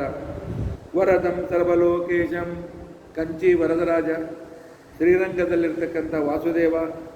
ಕುಂಭಕೋಣಾಲಯಂ ಕೃಷ್ಣಂ, ಕುಂಭಕೋಣದಲ್ಲಿರ್ತಕ್ಕಂಥ ಪಾರ್ಥಸಾರಥಿ. ಶಾರ್ಗಪಾಣಿ ನಮಸ್ತೆ ನಿನಗೆ ನಮಸ್ಕಾರ. ಆಮೇಲೆ ರಾಮೇಶ್ವರದಲ್ಲಿರ್ತಕ್ಕಂಥ ರಾಮಚಂದ್ರ ನಿನಗೆ ನಮಸ್ಕಾರ. ಸುಬ್ರಹ್ಮಣ್ಯಂ ಕುಮಾರಾಖ್ಯಂ, ಸುಬ್ರಹ್ಮಣ್ಯದಲ್ಲಿರ್ತಕ್ಕಂಥ ಎಲೆ ಕುಮಾರ ನಿನಗೆ ಷಣ್ಮುಖ ನಿನಗೆ ನಮಸ್ಕಾರ. ಮಧುಸೂದನ ನಿನಗೆ ನಮಸ್ಕಾರ. ರುದ್ರದೇವರೇ ನಿಮಗೆ ನಮಸ್ಕಾರ. ಆನಂತರ ಉಡುಪಿಯಲ್ಲಿರ್ತಕ್ಕಂಥ ಚಂದ್ರೇಶ್ವರ ಚಂದ್ರಮೌಳೀಶ್ವರ ನಿನಗೆ ನಮಸ್ಕಾರ. ಗೋಕರ್ಣದಲ್ಲಿರ್ತಕ್ಕಂಥ ರುದ್ರದೇವರೇ ನಿಮಗೆ ನಮಸ್ಕಾರ. ಹರಿಹರದಲ್ಲಿರ್ತಕ್ಕಂಥ ಹರಿಹರರೇ ನಿಮಗೆ ನಮಸ್ಕಾರ. ಚಂದ್ರೇಶ್ವರಂಚ ಗೋಕರ್ಣಂ ತಥಾ ಹರಿಹರೌ ನೃಪ. ಗಂಗಾ ಗೋದಾವರಿ ಕೃಷ್ಣ ತುಂಗಭದ್ರ ಮಲಾಪಹಾರಿ ಕಾವೇರಿ ಕಪಿಲಾ ಕ್ಷೀರ ಸುವರ್ಣಮುಖರಿ ಮೂಕಾಂಬಿಕಾ ಭೈರವ ಕಾಲಭೈರವ ಕಾಮಾಕ್ಷಿ ವಿಶಾಲಾಕ್ಷಿ ಮೀನಾಕ್ಷಿ ಎಲ್ಲರೂ ನನಗೆ ನಮಸ್ಕಾರ ಮಾಡಿ ನಾನು ಹೇಳುವುದನ್ನು ಸತ್ಯ ಹೇಳುವಂತೆ ಮಾಡಿ ಅಂತ ನೆವ ಪರಮಾತ್ಮ. ಆದರೆ ಪರಮಾತ್ಮ ಹೇಳಿಕೊಡ್ತಾನೆ, ನಮ್ಮ ದೇಶ ಭಾಳ ಪುಣ್ಯಕರವಾದಂಥ ದೇಶ, ಅನೇಕ ತೀರ್ಥಕ್ಷೇತ್ರಗಳಿಂದ ವಿಭೂಷಿತವಾಗಿರ್ತಕ್ಕಂಥ ದೇಶ. ಇಂಥ ಅದ್ಭುತವಾಗಿರ್ತಕ್ಕಂಥ ದೇಶದಲ್ಲಿದ್ದ ಎಲ್ಲ ದೇವತೆಗಳನ್ನು ಸ್ಮರಣೆ ಮಾಡಬೇಕು. ಕೊನೆಗೆ ಹೇಳ್ತಾನೆ, ರಮೇ ಕೊಲ್ಲಾಪುರಾಧ್ಯಕ್ಷೆ ಪಾಹಿ ಮಾಂ ಪರದೇಶಗಾಂ. ಎಲೆ ಕೊಲ್ಲಾಪುರದಲ್ಲಿರ್ತಕ್ಕಂಥ ರಮಾದೇವಿ, ಜಗಳಾಡಿ ಹೋಗಿದ್ದಿ, ಆದರೂ ಮದುವೆಗೆ ಬಂದೇ ಬರ್ತೀವಿ ಅಂತ ತಿಳ್ಕೊಂಡು ಅಂತೇಳಿ ತಮಾಷೆಯಿಂದ ಪರಮಾತ್ಮ ನನ್ನನ್ನು ಪರದೇಶದಲ್ಲಿದ್ದೇನೆ ಸಂರಕ್ಷಣೆ ಮಾಡುವಂತ ತಿಳ್ಕೊಂಡು ಅಂತೇಳಿ ಮಹಾಲಕ್ಷ್ಮೀ ದೇವಿಗೆ ನಮಸ್ಕಾರ ಮಾಡ್ತಾನೆ. ಈ ರೀತಿಯಾಗಿ ಮಾಡಿ ಆ ಏನು ಮುತ್ತನ್ನು ತಂದುಕೊಟ್ಟಿರ್ತಾಳೆ ಮೊರದಲ್ಲಿ, ಆ ಮುತ್ತನ್ನು ವಿಭಾಗ ಮಾಡಿರ್ತಾನೆ. ಅತ್ತೇ ದತ್ವಾ ಪರಾಮ್ಯಟ್ಟಿಂ ಏಶ್ವೇಕಂ ಅನಯಾ ಸ್ಪೃಶ. ನೋಡು, ನಾನು ಗುಂಪು ಮಾಡಿಟ್ಟಿದ್ದೇನೆ ಮುತ್ತುಗಳನ್ನು. ಧರಣಿ ದೇವಿ ಒಂದನ್ನು ಮುಟ್ಟು, ಒಂದರ ಮೇಲೆ ಕೈ ಇಡಿ. ತಯಾ ದೇವ್ಯ ಮಧ್ಯರಾಶೋ ವಿಲೋಡಿತೆ. ಆಗ ಮಧ್ಯದಲ್ಲಿರ್ತಕ್ಕಂಥ ಆ ರಾಶಿಯನ್ನು ಮುಟ್ತಾಳೆ. ಅದನ್ನು ನೋಡಿ ಆ ಕಾಲದಲ್ಲಿ ಕೊರವಂಜಿ ಹೇಳ್ತಾಳೆ, ವದೇಯಂ ಕಾರಣಂ ದೇವಿ ದ್ಯೂತುಸ್ತೆ ಅಂಗಶೋಷಣೆ. ನನಗೆ ಗೊತ್ತಾಯಿತು, ನಿನ್ನ ಮಗಳಿಗೆ ಜ್ವರ ಬಂದಿದೆ, ಹೌದು, ಏನು ಔಷಧಿ ಕೊಟ್ಟು ಕಡಿಮೆ ಆಗ್ತಾ ಇಲ್ಲ. ಆಗತ ಪುರುಷೇಣಾಸ್ಯಾಹ, ಒಬ್ಬ ಅದ್ಭುತ ವ್ಯಕ್ತಿಯನ್ನು ಅವಳು ನೋಡಿದ್ದಾಳೆ. ಅದಕ್ಕೋಸ್ಕರ ಕಾಮಜ್ವರದಿಂದ ಅವಳು ಪೀಡಿತಳಾಗಿದ್ದಾಳೆ. ಇತ ಪೂರ್ವದಿನೇ ಕಂಚಿತ್ ಪೂರ್ಣಂ ತುರಗಾಸ್ಥಿತಂ. ಕುದುರೆ ಮೇಲೆ ಕುಳಿತುಕೊಂಡು ಪುಷ್ಪವಾಟಿಕೆಗೆ ಬಂದಿರತಕ್ಕಂಥ ಆ ಸುಂದರ ಯುವಕನನ್ನು ನೋಡಿದ್ದಾಳೆ. ನೋಡಿ ಕಾಮಜ್ವರದಿಂದ ನಿನ್ನ ಮಗಳು ಪೀಡಿತಳಾಗಿದ್ದಾಳೆ. ಶೃಣು ಮಾತಃ ಸವಿಸ್ತಾರಂ ಶಪೆ ಗುಲ್ಮಂ ಸಮುದ್ರಗಂ. ಧರಣಿದೇವಿ, ನಾನು ನನ್ನ ಈ ಬುಟ್ಟಿಗೆ ಆಣೆ ಮಾಡಿ ಹೇಳ್ತೇನೆ, ನನ್ನ ಮಗನ ಆಣೆ ಮಾಡಿ ಹೇಳ್ತಾನೆ, ನನ್ನ ಬದರಿಯಲ್ಲಿರ್ತಕ್ಕಂಥ ನನ್ನ ಗಂಡ ಬದರಿನಾರಾಯಣ ಆಣೆ ಮಾಡಿ ಹೇಳ್ತೇನೆ, ತಂದೆ ತಾಯಿ ಆಣೆ ಮಾಡಿ ಹೇಳ್ತೇನೆ. ಅಂದರೆ ಈ ರೀತಿಯ ಬಂದವರು ಸೈಕಾಲಜಿಕಲ್ ಎದುರಿಗಿರ್ತಕ್ಕಂಥ ವ್ಯಕ್ತಿಗೆ ಹೇಗೆ ತಮ್ಮ ವಶ ಮಾಡಿಕೊಳ್ತಾರೆ ಅಂತಿಕೊಂಡಂಥ ನಾಟಕವನ್ನು ಭಗವಂತ ಮಾಡ್ತಾ ಇದ್ದಾನೆ. ಸತ್ಯಂ ವದಾನು ಶುಶ್ರೋಣಿ, ನಿಜವಾಗಿ ಸತ್ಯ ಹೇಳ್ತೇನೆ. ಧರಣಿದೇವಿ ಇಷ್ಟೊತ್ತು ದೇವರ ಸ್ಮರಣೆ ಮಾಡಿ ಪುನಃ ಗಂಟಲು ಒಣಗಿದೆ, ಇನ್ನೊಮ್ಮೆ ತಾಂಬೂಲ ತಂದು ಏಲ ಲವಂಗ ಕರ್ಪೂರ ಜಾತಿ ಪತ್ರೆ ಸಪೂಗ ಕೈ, ಒಳ್ಳೆ ಅಷ್ಟದ್ರವ್ಯಗಳಿಂದ ಕುಬ್ಬಿದ ಯುಕ್ತವಾದ ಒಳ್ಳೆ ತಾಂಬೂಲವನ್ನು ತಂದುಕೊಡು ಅಂತ ತಿಳ್ಕೊಂಡು ಅಂತ ಹೇಳಿದ್ದಾಳೆ. ಧರಣಿದೇವಿ ತಾಂಬೂಲವನ್ನು ತಂದುಕೊಟ್ಟಿದ್ದಾಳೆ, ಪರಮಾತ್ಮ ತಿಂದಿದ್ದಾನೆ. ಆಗ ಯೋಸೋ ತುರಗಾರೂಢ ಪುರುಡ ಪುರಮಾಗತಃ, ನೋಡು ನಿನ್ನೆ ನಿನ್ನ ಮಗಳು ಆ ಕುದುರೆಯಲ್ಲಿ ಕೂತಿರ್ತಕ್ಕಂತಹ ವ್ಯಕ್ತಿಯನ್ನು ನೋಡಿದ್ದಾಳಲ್ಲ, ಅವನೇನು ನೋಡಲಿಕ್ಕೆ ಕಾಡಿನ ಮನುಷ್ಯ ಅಂತ ಕಾಣಿಸ್ತಾ ಇದ್ದ, ಆದರೆ ಸಾಕ್ಷಾತ್ ಮನ್ಮಥ ಕಾಮದೇವನಕ್ಕಿಂತಲೂ ಸುಂದರನಾಗಿದ್ದಾನೆ, ಅವನ ಅಪ್ಪನೇ ಆಗಿದ್ದಾನೆ. ತಮ್ ದೃಷ್ಟ ಮೋಹಮಾಯಾತ, ಅವನನ್ನು ನೋಡಿ ನಿನ್ನ ಮಗಳು ಮೋಹಿತಳಾಗಿದ್ದಾಳೆ, ಕಾಮಜ್ವರದ ಪೀಡಿತಳಾಗಿದ್ದಾಳೆ. ತಚ್ಚಾತ್ತಂ ವರಾರೋಹೇ, ಈ ಜ್ವರ ಕಡಿಮೆ ಆಗಬೇಕು ಅಂತ ಅನ್ನೋದಕ್ಕೋಸ್ಕರ ಉಪಾಯ ಹೇಳ್ತಾನೆ. ತಸ್ಮೈ ಸಾ ಸಂಪ್ರದೀಯತಾಂ, ಒಂದೇ ಒಂದು ಉಪಾಯ, ಈ ಹುಡುಗಿಯನ್ನು ಅವನು ಕೊಟ್ಟು ಮದುವೆ ಮಾಡು ಅಂತ ತಿಳ್ಕೊಂಡು ಅಂತ ಹೇಳಿ ಆ ಕಾಲದಲ್ಲಿ ಪರಮಾತ್ಮ ಇದ್ದ ಮಾತನ್ನು ಸತ್ಯವಾಗಿ ಹೇಳ್ತಾರೆ. ಧರಣಿದೇವಿ ಅಂತಾಳೆ, ಕಾಸ್ತೆ ಕಿರಾತ ರೂಪೀಸ, ಆ ವ್ಯಕ್ತಿ ಯಾರು? ರಾಜಕುಮಾರರನ್ನು ನೋಡಿ ಕೂಡ ಬೇಡ ಅಂತಂದಿದ್ದ ಅಂದವಳುಗಳು. ಅವನು ಯಾರು? ಅವನಲ್ಲಿರ್ತಕ್ಕಂಥ ವೈಶಿಷ್ಟ್ಯ ಏನು? ಅವನ್ನೆಲ್ಲ ವಿವರಣೆ ನನಗೆ ಹೇಳು. ಯಾಕೆಂದರೆ ಮಗಳನ್ನು ಕೊಡಬೇಕಾದ್ರೆ ಎಲ್ಲ ವಿಷಯ ಗೊತ್ತಿರಬೇಕಲ್ಲ, ಅದನ್ನು ಹೇಳು ಅಂತಿಕೊಂಡು ಅಂತ ಹೇಳಿದಿರ್ತಕ್ಕಂಥ ಸಂದರ್ಭದಲ್ಲಿ ಆ ಕಾಲದಲ್ಲಿ ಧರ್ಮದೇವಿ ಪರ್ವಂಜಿ ರೂಪದ ಪರಮಾತ್ಮ ಹೇಳ್ತಾನೆ, ವೈಕುಂಠಸ್ಥೋ ಹರಿಸ್ ಸಾಕ್ಷಾತ್ ವರ್ತತೆ ವೆಂಕಟಾಚಲೆ. ಅವನು ಸಾಮಾನ್ಯ ವ್ಯಕ್ತಿಯಲ್ಲ, ವೈಕುಂಠನಿಂದ ಪರಮಾತ್ಮನೇ ಬಂದು ವೆಂಕಟಾಚಲದಲ್ಲಿ ವಾಸ ಮಾಡಿದ್ದಾನೆ.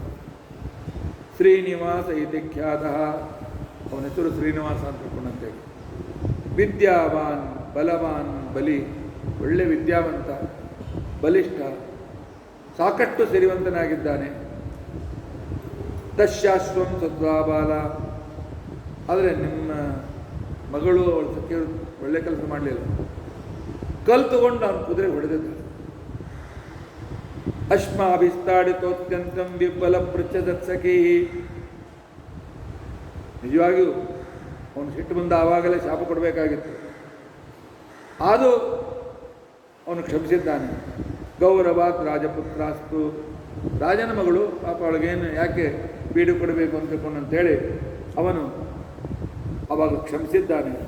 ಈಗ ಆ ಪ್ರಾಯಶ್ಚಿತ್ತಕ್ಕೋಸ್ಕರ ಇತಿ ದೇ ಸತ್ಯವಚನಂ ದತ್ವಾ ತಂ ಸುಖಮೇಷ್ಯಸಿ, ಅವನಿಗೆ ನಿನ್ನ ಮಗಳನ್ನು ಕೊಟ್ಟು ಮದುವೆ ಮಾಡಿಬಿಡು, ಆಗಳು ಜ್ವರ ಇಳಿತದೆ, ಸುಖವಾಗಿ ಆಗ್ತಾಳೆ. ಅದತ್ವಾ ದುಃಖಮಾಪ್ನೋಷಿ, ಕೊಡದೇ ಇದ್ದರೆ ಮತ್ತೆ ನನಗೆ ಭಾಳ ದುಃಖ, ನನ್ನ ಮಾತು ಸುಳ್ಳಾಗೋದಿಲ್ಲ. ನೀನು ಪದ್ಮಾವತಿಯನ್ನು ಆ ವೆಂಕಟೇಶನಿಗೆ ಕೊಡ್ತೇನೆ ಅಂತೇಳಿ ಸಂಕಲ್ಪ ಮಾಡು, ಇವತ್ತೇ ನಿರ್ಧಾರ ನಿಶ್ಚಯ ಮಾಡಿಬಿಡು. ನಿಶ್ಚಯ ಮಾಡದೇ ಇದ್ದರೆ ನಾಳಿನ ದಿವಸ ನಿನ್ನ ಮಗಳು ಸತ್ತು ಹೋಗ್ತಾಳೆ. ಪೂರ್ತಿ ಅವಳನ್ನು ವಶ ಮಾಡ್ಕೊಂಡ್ಬಿಟ್ಟಿದ್ದಾರೆ ಪರಮಾತ್ಮ. ಅದಾನೇ ದಿನ ಮಾತ್ರೇಣ ಸಾ ಮ್ರಿಯತೇನ ಸಂಶಯ, ಇಲ್ಲದೇ ಅವಳು ಸತ್ತು ಹೋಗ್ತಾಳೆ ನೋಡು ಅಂತ ತಿಳ್ಕೊಂಡಂತೇಳಿ ಆ ಕಾಲದಲ್ಲಿ ಹೇಳ್ತಾರೆ. ಇತ ತಸ್ಯಾವಚ ಶ್ರುತ್ವ ಧರಣಿ ಪುನರಬ್ರವೀತ್, ಅವಳ ಮಾತನ್ನು ಕೇಳಿ ಧರಣಿದೇವಿ ಭಾಳ ದುಃಖಿತಳಾಗಿ ಹೇಳ್ತಾಳೆ. ಕಿಮ್ಮಾಂ ವದಸಿ ದುರ್ವಾಕ್ಯಂ, ಯಾಕೆ ಮಗಳು ಸಾಯ್ತಾಳೆ ಅಂತಕೊಂಡಂತೇಳಿ ನನಗೆ ಅಂದಿಸ್ತಾ ಇದ್ದೀರಿ, ಯಾಕೆ ನನಗೆ ದುಃಖವನ್ನು ಕೊಡ್ತಾ ಇದ್ದೀರಿ, ಯಾಕೆ ಈ ರೀತಿಯಾಗಿ ಹೇಳ್ತಾ ಇದ್ದೀನಿ ಅಂತಕೊಂಡಂತಂದಾಗ ಪೂರ್ವಂಜಿ ಹೇಳ್ತಾಳೆ, ನ ಅಸತ್ಯಂ ವಚನಂ ದೇವಿ, ನಾನು ಮೊದಲೇ ಹೇಳಿದ್ದೇನೆ, ಇದ್ದ ಮಾತು ಕಠೋರ ಇದ್ದರೂ ಹೇಳಿಬಿಡ್ತೇನೆ, ನನ್ನ ಮಾತು ಎಂದಿಗೂ ಸುಳ್ಳಾಗೋದಿಲ್ಲ, ನನ್ನ ಮಾತು ಯಾವಾಗಲೂ ಸತ್ಯವಾಗ್ತದೆ ಅಂತ ತಿಳ್ಕೊಂಡಂತೇಳಿದಾಗ ಆ ಕಾಲದಲ್ಲಿ ಅಯಾಚಿತಾಮಯ ಕನ್ಯಾ ಕಥಂ ದೇಯ ಭವಿಷ್ಯತಿ, ಆಗ ಧರಣಿದೇವಿ ಹೇಳ್ತಾಳೆ, ನೋಡಿ ನಾವು ಕ್ಷತ್ರಿಯರು, ಕ್ಷತ್ರಿಯರಲ್ಲಿ ನಿಯಮ ಇದೆ, ಹೊರಪಾಟಿಯವರು ಬಂದು ನಮ್ಮ ಮಗಳನ್ನು ಬೇಡ್ತಾರೆ, ಅವರು ಬೇಡದೇ ಇದ್ದರೆ ನಾನು ಕೊಡೋದು ಹೇಗೆ? ಅದರಿಂದ ನನಗೆ ಭಾಳ ಚಿಂತೆ ಆಗ್ತಾ ಇದೆ ಅಂತ ತಿಳ್ಕೊಂಡಂತಂದಾಗ, ನೋಡು ನನ್ನ ಮಾತು ಮೇಲೆ ವಿಶ್ವಾಸ ಇರುತ್ತೆ. ಅದ್ದೇವ ಘಟಿಕಾಂತೇವ, ಇನ್ನು ಅರ್ಧ ಗಂಟೆಯಲ್ಲಿ ಒಬ್ಬಳು ಹೆಣ್ಮಗಳು ಬರ್ತಾರೆ. ಸ್ವಲ್ಪ ವಯಸ್ಸಾಗಿದೆ, ಧರ್ಮ ಅರ್ಥ ಕಾಮ ಮೋಕ್ಷ ಎಲ್ಲ ಜ್ಞಾನ ಒಳಗಿದೆ. ಅವಳು ಬರೋದ್ರೊಳಗೆ ನನ್ನ ಮಾತಿನ ಮೇಲೆ ವಿಶ್ವಾಸ ಇದೆ. ರಾಜನನ್ನು ತೊಂಡಮಾನನ್ನು ಕರೆಸು, ಅವರಿಗೆ ಇರ್ತಕ್ಕಂಥ ಸತ್ಯ ಮಾತು ಹೇಳಿಬಿಡು. ಆ ನಂತರ ಅವಳು ಬಂದಾಗ ಅವಳ ಎದುರಿನಲ್ಲಿ ನಿನ್ನ ಮಗಳನ್ನು ಕೊಡ್ತೇನೆ ಅಂತೇಳಿ ಸಂಕಲ್ಪ ಮಾಡಿಬಿಡು. ಅಂದರೆ ಪರಮಾತ್ಮ ಎಲ್ಲ ಡಿಸೈಡ್ ಮಾಡಿಕೊಂಡೇ ಹೋಗ್ತಾನೆ. ಧರಣಿದೇವಿ ಹೇಳ್ತಾಳೆ, ಕೇನಾಪ್ಯುಪಾಯೇನ, ಏನೇ ಇರಲಿ ನನ್ನ ಮಗಳು ಜೀವಿತ ಇರಲಿ, ಇದ್ರೆ ಸಾಕು. ಸುತಾಂ ತಸ್ಯೈವ ದಾಸ್ಯಾಮಿ ಗಿರಿಗೌಪರವಾಸಿನ.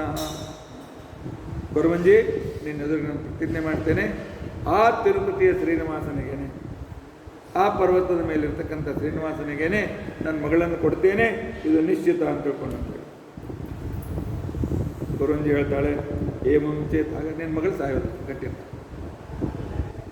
ಜೀವಿಷ್ಯತೆ ನ ಸಂಶಯ, ಅವಳು ಜೀವಂತವಾಗಿರ್ತಾಳೆ. ಪತಿರ್ಮೇ ವಸತೆ ತತ್ರ ಯತ್ರ ದೇವಿ ತತ್ರ ವ್ರಜಾಮ್ಯಂ. ಭಾಳ ಲೇಟ್ ಆಯಿತು, ಮನೆಗೆ ಹೋಗಿ ಅಡುಗೆ ಮಾಡಬೇಕು, ನನ್ನ ಗಂಡ ನರನಾರಾಯಣ ಬದರಿಯಲ್ಲಿ ದಾರಿ ಕಾಯ್ತಾ ಇದ್ದಾನೆ, ನಾನು ಬರ್ತೇನೆ ಅಂತ ತಿಳ್ಕೊಂಡು ಅಂತ ಹೇಳಿ ಕೊರವಂಜಲಿಂದ ಹೊರಟ್ಬಿಟ್ಟಿದ್ದಾಳೆ. ತದಾ ತೇ ವಚನಂ ಸತ್ಯಂ ಯದ್ಯೇವಂ ಸಂಭವಿಷ್ಯತಿ ಇತ್ಯುಕ್ತ್ವಾ ಸೋ ಜಗಾಮಾಸು ನಿಜಧಾಮ ವರಾಂಗನ ಸಾಪಿತಂ ಬಾಡಮಿತ್ಯುಕ್ತ್ವಾ ನಿರ್ಜಗಾಮ ಪುರಾದ್ವಯಿ. ಆಯ್ತು, ನಿನ್ನ ಮಾತಿನಂತೆ ನಾನು ಮಾಡ್ತೇನೆ ಅಂತ ತಿಳ್ಕೊಂಡು ಅಂತೇಳಿ ಧರಣಿದೇವಿ ಹೇಳ್ತಾಳೆ. ಪರಮಾತ್ಮ ಕೊರವಂಜಿ ರೂಪದಿಂದ ಅದೃಶ್ಯನಾಗಿ ಹೊರಟೋಗುದು. ಕಕ್ಷೆ ಬದ್ವಾ ಸ್ವತಂ ರಾಜನ, ಅಲ್ಲ ಅಂತರ್ಧನಾಗುವ ಪುರದಲ್ಲಿ ಮತ್ತೆ ತನ್ನ ಬೆನ್ನಿಗೆ ಬ್ರಹ್ಮದೇವರನ್ನು ಕಟ್ಕೊಳ್ತಾನೆ. ಆ ಕೊಟ್ಟಿದ್ದು ಬಿಟ್ಟು ಹೋಗೋದಿಲ್ಲ, ಸ್ವರ್ಣ ಸ್ವರೂಪವನ್ನು ಮೊರ ಸಹಿತ ಮುತ್ತುಗಳನ್ನು ತನ್ನ ಬುಟ್ಟಿಯಲ್ಲಿ ಇಟ್ಕೊಂಡು ಬಿಡ್ತಾನೆ. ಉತ್ತರ ದಿಕ್ಕಿಗೆ ಹೊರಟು ಬಿಟ್ಟಿದ್ದಾನೆ. ಕುಲಿಂದಾಯಾಗತಾಯಾಂತು ಧರಣಿ ವಾಮಲೋಚನ. ಕೊರವಂಜಿ ಹೋದ ನಂತರ ಆ ಕಾಲದಲ್ಲಿ ಧರಣಿದೇವಿ ತನ್ನ ಮಗಳ ಮನೆಗೆ ಉರುಮೆಗೆ ಬರ್ತಾಳೆ. ಪುತ್ರ್ಯ ನಿಕೇತನಂ ಪ್ರಾಪ್ಯ, ಅಳ್ತಾ ಮಗುವಿಗೆ ಹೇಳ್ತಾಳೆ, ಕಿಂತೆ ಮನೋಗತಂ ಪುತ್ರಿ ಪದ್ಮಾವತಿ, ಯಾಕೆ ಪೀಡಿತಳಾಗಿದ್ದೆ, ಯಾಕೆ ಜ್ವರದಿಂದ ಪೀಡಿತಳಾಗಿದ್ದೆ, ನಿನ್ನ ಮನಸ್ಸಿನಲ್ಲಿ ಏನಿದೆ ಹೇಳಲ್ಲ. ನಜ ಮಾತೃ ಸಮಂ ಮಿತ್ರಂ ಪುತ್ರೀಣಾಮಸ್ತಿ ನಂದಿನಿ. ನೋಡು, ತಂದೆ ತಾಯಿಗಳಿಗೆ ಮಗಳಿಗಿಂತ ಹೆಚ್ಚು ಶ್ರೇಷ್ಠವಾಗಿರ್ತಕ್ಕಂಥ ಕಾರ್ಯ ಬೇರೆ ಏನಿಲ್ಲ. ನಿನ್ನ ಮನಸ್ಸಿನಲ್ಲಿ ಏನಿದೆ ಹೇಳ್ಬಿಡು, ನಾನು ಮಾಡ್ತೇನೆ. ನಚ ಮಾತೃ ಸಮಂ ಪುತ್ರಂ. ನೋಡು, ಹೆಣ್ಮಕ್ಳಿಗೆ ತಾಯಿ ಬಿಟ್ಟು ಬೇರೆ ಯಾರು ಒಳ್ಳೆ ಮಿತ್ರರಿರ್ತಾರೆ. ಮನಸ್ಸಲ್ಲಿರ್ತಕ್ಕಂಥ ಅದೆಲ್ಲವನ್ನೂ ತಾಯಿ ಮುಂದೆ ಹೇಳ್ಕೊಂಡು ಬಿಡ್ಬೇಕು. ಆದ್ದರಿಂದಾಗಿ ಏನೇ ಇರಲಿ, ನಿನ್ನ ಮನಸ್ಸಿನಲ್ಲಿ ಏನೇ ಇರಲಿ ಅದು ನಮ್ಗೆ ಹೇಳ್ಬೇಕು. ಏನೇ ಇರಲಿ ನಿನ್ನ ಮನಸ್ಸಿನ ಇಚ್ಛೆ ಪೂರ್ತಿ ಮಾಡ್ತೇನೆ. ಪೂರಯಾಮಿ ಮನಸ್ತಂಚ, ನಿನ್ನ ಮನಸ್ಸಿನಲ್ಲಿದ್ದ ಇಚ್ಛೆ ನಾನು ಸರಿಯಾಗಿ ಪೂರ್ಣ ಮಾಡ್ತೇನೆ. ಯಾಕೆ ಇಷ್ಟು ಪೀಡಿತಳಾಗಿದ್ದು, ಯಾಕೆ ಜ್ವರದಿಂದ ಪೀಡಿತಳಾಗಿ ದುಃಖ ಪಡ್ತಾ ಇದ್ದೀವಿ? ಅಭಾಗ್ಯ ಮಹಾಭಾಗೆ ಪಿಠಪಾನಂ ಕರೋತಿ ಮೇ. ಏನಾದರೂ ಕೂಡ ಪದ್ಮಾವತಿ ಹೇಳ್ತಾ ಇಲ್ಲಲ್ಲ, ನೀನಿಷ್ಟು ಜ್ವರದಿಂದ ಪೀಡಿತಳಾಗಿರ್ತಕ್ಕಂಥ ಸಂದರ್ಭದಲ್ಲಿ ನಾನು ಹೇಗೆ ಸುಖದಿಂದ ಇರ್ತೇನೆ, ನಾನು ವಿಷ ತಗೊಂಡು ನಾನು ಪ್ರಾಣ ಬಿಡಲೇನು ಅಂತ ತಿಳ್ಕೊಂಡಂತೇಳಿ ಆವಾಗ ಧರಣಿದೇವಿ ಒಂದೇ ತವನ ಹಳ್ಳಿಗೆ ಚಾಲು ಮಾಡ್ತಾಳೆ. ಈ ಕಡೆಗೆ ಏನಿದೆ ಹೇಳ್ತಾ ಇಲ್ಲ, ಆ ನಂತರ ನಮಗೇನು ಗೊತ್ತಾಗ್ತಾ ಇಲ್ಲ, ಏನಿದೆ ಮನಸ್ಸಿನಲ್ಲಿ ಇರ್ತಕ್ಕಂಥ ಮಾತನ್ನು ಹೇಳ್ಬಿಡು ಅಂತ ತಿಳ್ಕೊಂಡಂತೇಳಿ ಅಂದಾಗ ಆ ಕಾಲದಲ್ಲಿ ಪದ್ಮಾವತಿ ಹೇಳ್ತಾಳೆ, ಅಮ್ಮ ಏನಂತ ಹೇಳಿ, ನಾ ಏನಿಗೆ ಸದ್ಯಾಗ ಏನಪ್ಪ ಸದ್ಯ ಮಗು ಹುಟ್ತಾ ಇದೆ, ಮಗು ಹುಟ್ಟಿದ ಸಂದರ್ಭದಲ್ಲಿ ಆಗೋ ಪೀಡೆ ಆಗ್ತಾ ಇದೆ, ನನಗೆ ಅಂಥ ಪೀಡೆ ಏನಿಲ್ಲ ಅಂತ ಹೇಳಿ ಮುಂದೆ ಹೇಳ. ಯಾಕಂದರೆ ಆ ವೇಳೆಗೆ ಆ ತಾಯಿ ಜೊತೆಯಲ್ಲಿ ಇರಬೇಕಾಗ್ತದೆ, ಧೈರ್ಯ ಕೊಡಬೇಕಾಗ್ತದೆ. ಅಥವಾ ಗಂಡಸ ಮಗ ಹುಟ್ಟಾನಂತಕೊಂಡು ಸುದ್ದಿ ಹೇಳಲೇನು? ನಾನು ಯಾವುದೇ ರೀತಿಯಾಗಿರ್ತಕ್ಕಂಥ ಕೆಟ್ಟ ಕೆಲಸ ಮಾಡಿಲ್ಲ. ನನ್ನ ಮನಸ್ಸಿನಲ್ಲಿ ಏನಿದೆ ಅಂತ ಅನ್ನೋದು ಹೇಳೋದು ಕಠಿಣವಾಗಿದೆ. ಆದರೂ ಹೇಳಬಾರ್ದು ಅಂತ ಇಟ್ಕೊಂಡಿದ್ದೆ. ಅಮ್ಮ, ನೀನು ನಿನ್ನನ್ನು ಬಿಟ್ಟು ನನಗೆ ಯಾರು ಯೋಗಕ್ಷೇಮ ಮಾಡ್ತಾರೆ? ಅದೇನು ತಪ್ಪದೆ ಹೇಳ್ತಾನೆ, ಕೇಳ್ತಾ ಇರ್ತಕ್ಕಂಥ ತ್ವಯಾತ್ಯಪ್ತಂ ಆಗಮಂ ಮಾತ ಪುಣ್ಯ ರಾಮಂ ಸಖೀಯುತ. ನೋಡು, ನಿನ್ನ ಅನುಮತಿ ತೆಗೆದುಕೊಂಡು ನಾನು ನಿನ್ನಿನ ದಿವಸ ಆ ಉದೋಟಕ್ಕೆ ಹೋಗಿದ್ದೆ. ಅಲ್ಲಿ ಅವನು ಒಬ್ಬ ಅತ್ಯಂತ ಅದ್ಭುತ, ನನ್ನ ಪ್ರಕಾರ ದೇವರೇ ಇದ್ದಾನೆ. ಕಶ್ಚಿತ್ ಪುರಾಣ ಪುರುಷೋತ್ತಮ, ಭಗವಂತನಂತೆ ಅದ್ಭುತವಾಗಿರ್ತಕ್ಕಂಥ ರೂಪದಿಂದ ಇರ್ತಕ್ಕಂಥ ಆ ವ್ಯಕ್ತಿಯನ್ನು ನೋಡಿದ್ದೇನೆ. ಅಮ್ಮ, ಅವನು ನೋಡಿದ ನನಗಿನ್ನೂ ಇದೆ. ಒಳ್ಳೆ ತಾವರೆಯಂತೆ ಅವನ ಕಣ್ಣುಗಳಿವೆ. ಅದ್ಭುತವಾಗಿರ್ತಕ್ಕಂಥ ರೂಪ ಎಷ್ಟೇ ನನಗನ್ನಿಸ್ತದೆ. ಅಮ್ಮ, ನೀನು ಬೇಕಾದ ತಿಳ್ಕೊ. ತಮ್ಮಿನ ನಹಿ ಜೀವಾಮಿ, ಅವನಿಗೆ ನನ್ನ ಮದುವೆ ಮಾಡಿಕೊಡದೇ ಇದ್ದರೆ ನಾನು ಉಳಿಯೋದು, ಜೀವಂತ ಉಳಿಯೋದು ಸಾಧ್ಯವೇ ಇಲ್ಲ. ಅಷ್ಟೇ ಇಲ್ಲ, ಅವನು ಸಾಕ್ಷಾತ್ ಭಗವಂತ ಅಂತ ನಾನು ತಿಳಿದುಕೊಂಡಿದ್ದೆ. ಪಾತಾಳ ಜಾಸ್ತಿ ಮನಜಾನ ಜಾನಂತೆ ಹರಿಂ ಪರಂ. ಪರಮಾತ್ಮನ ಆ ಭಗವಂತನ ಚರಿತ್ರೆ ಯಾರಿಗೂ ಗೊತ್ತಿಲ್ಲ, ಜಗತ್ತಿಗೆ ಗೊತ್ತಿಲ್ಲ, ಕೇವಲ ಅಸುರರಿಗೆ ಗೊತ್ತಿರಲಿಕ್ಕಿಲ್ಲ. ಸತ್ಯಂ ಸರ್ವೋತ್ತಮ ಸಾಕ್ಷಾತ್, ನಾನು ನೋಡಿದ ವ್ಯಕ್ತಿಯವನು ಸಾಕ್ಷಾತ್ ಶ್ರೀಹರಿಯೇ, ಬೇರೆ ಯಾರೂ ಅಲ್ಲ. ಅವನ ಬಲಗೈಯಲ್ಲಿ ಅದ್ಭುತವಾದ ಚಕ್ರ ಇತ್ತು, ಎಡಗೈಯಲ್ಲಿ ಶಂಖರಾಜೋ ರಾಜತೆ ರಾಜವಲ್ಲಭೆ.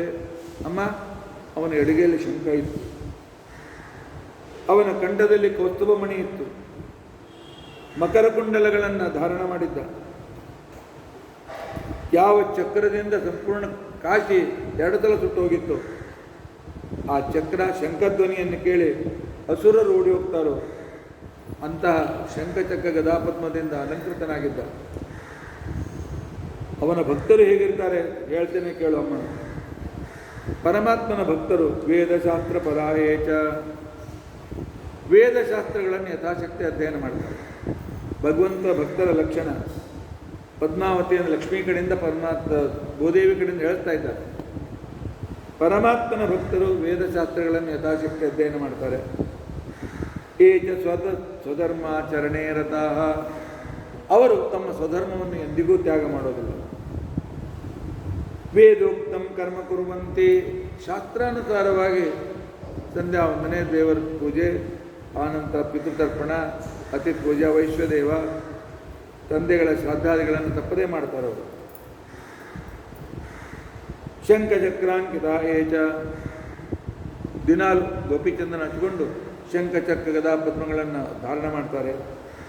ಗುರುಗಳ ಕಡೆಯಿಂದ ತಪ್ತಮುದ್ರಾ ಧಾರಣೆ ಮಾಡಿಸ್ಕೊಳ್ತಾರೆ. ಅವರು ಎಂದಿಗೂ ಧರ್ಮ ಬಿಟ್ಟು ಹೋಗೋದಿಲ್ಲ, ಅಪ್ಪ ಅಮ್ಮನ ಮಾತನ್ನು ಮೀರೋದಿಲ್ಲ. ಇದು ಪರಮಾತ್ಮನ ಭಕ್ತರ ಲಕ್ಷಣ. ಇನ್ನು ಪರಮಾತ್ಮ ಎಷ್ಟು ಶ್ರೇಷ್ಠಳಾಗಿರಬೇಕು. ಅವನನ್ನು ಬಿಟ್ಟು ನಾನು ಜೀವಿತಿರೋದಿಲ್ಲಮ್ಮ, ಇದ್ದದ್ದಲ್ಲಿ ಹೇಳ್ಬಿಟ್ಟಿದ್ದೇನೆ. ಇನ್ನು ನಿಮ್ಮ ಇಷ್ಟ, ಹಿರಿಯರ್ನ ಏನು ಮಾಡ್ತೇವೆ ಮಾಡಿ. ಧರಣಿದೇವಿ ಪುನಃ ಕೇಳ್ತಾಳೆ, ಸತ್ಯಂ ವದ ಮಹಾಪ್ರಾಜ್ಞೆ ಭ್ರಮೋ ವಾ ಜ್ವರ ಕಾರಣಂ. ಅಮ್ಮ, ಸತ್ಯ ಹೇಳ್ತಾ ಇದ್ದೆ ನೀನು, ಅಥವಾ ಜ್ವರದಿಂದ ಭ್ರಮದಲ್ಲಿ ಏನಾದ್ರು ಬಡಬಡಿಸ್ತಾ ಇದ್ದೇನು? ಏನು ಮಾತು ಹೇಳ್ತಾ ಇದ್ದೀನಿ, ಸತ್ಯ ಹೇಳು.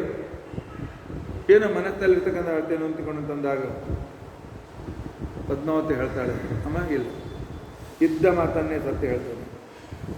ನಾನು ಏನು ನಿನ್ನೆ ನೋಡಿದ್ದೇನೆ ಆ ವ್ಯಕ್ತಿಯನ್ನು, ತದ್ದರ್ಶನ ಧಿಯಾ ಮೆದ್ಯ ಜಾಯತೆ ದೇಹ ಶೋಷಣಂ.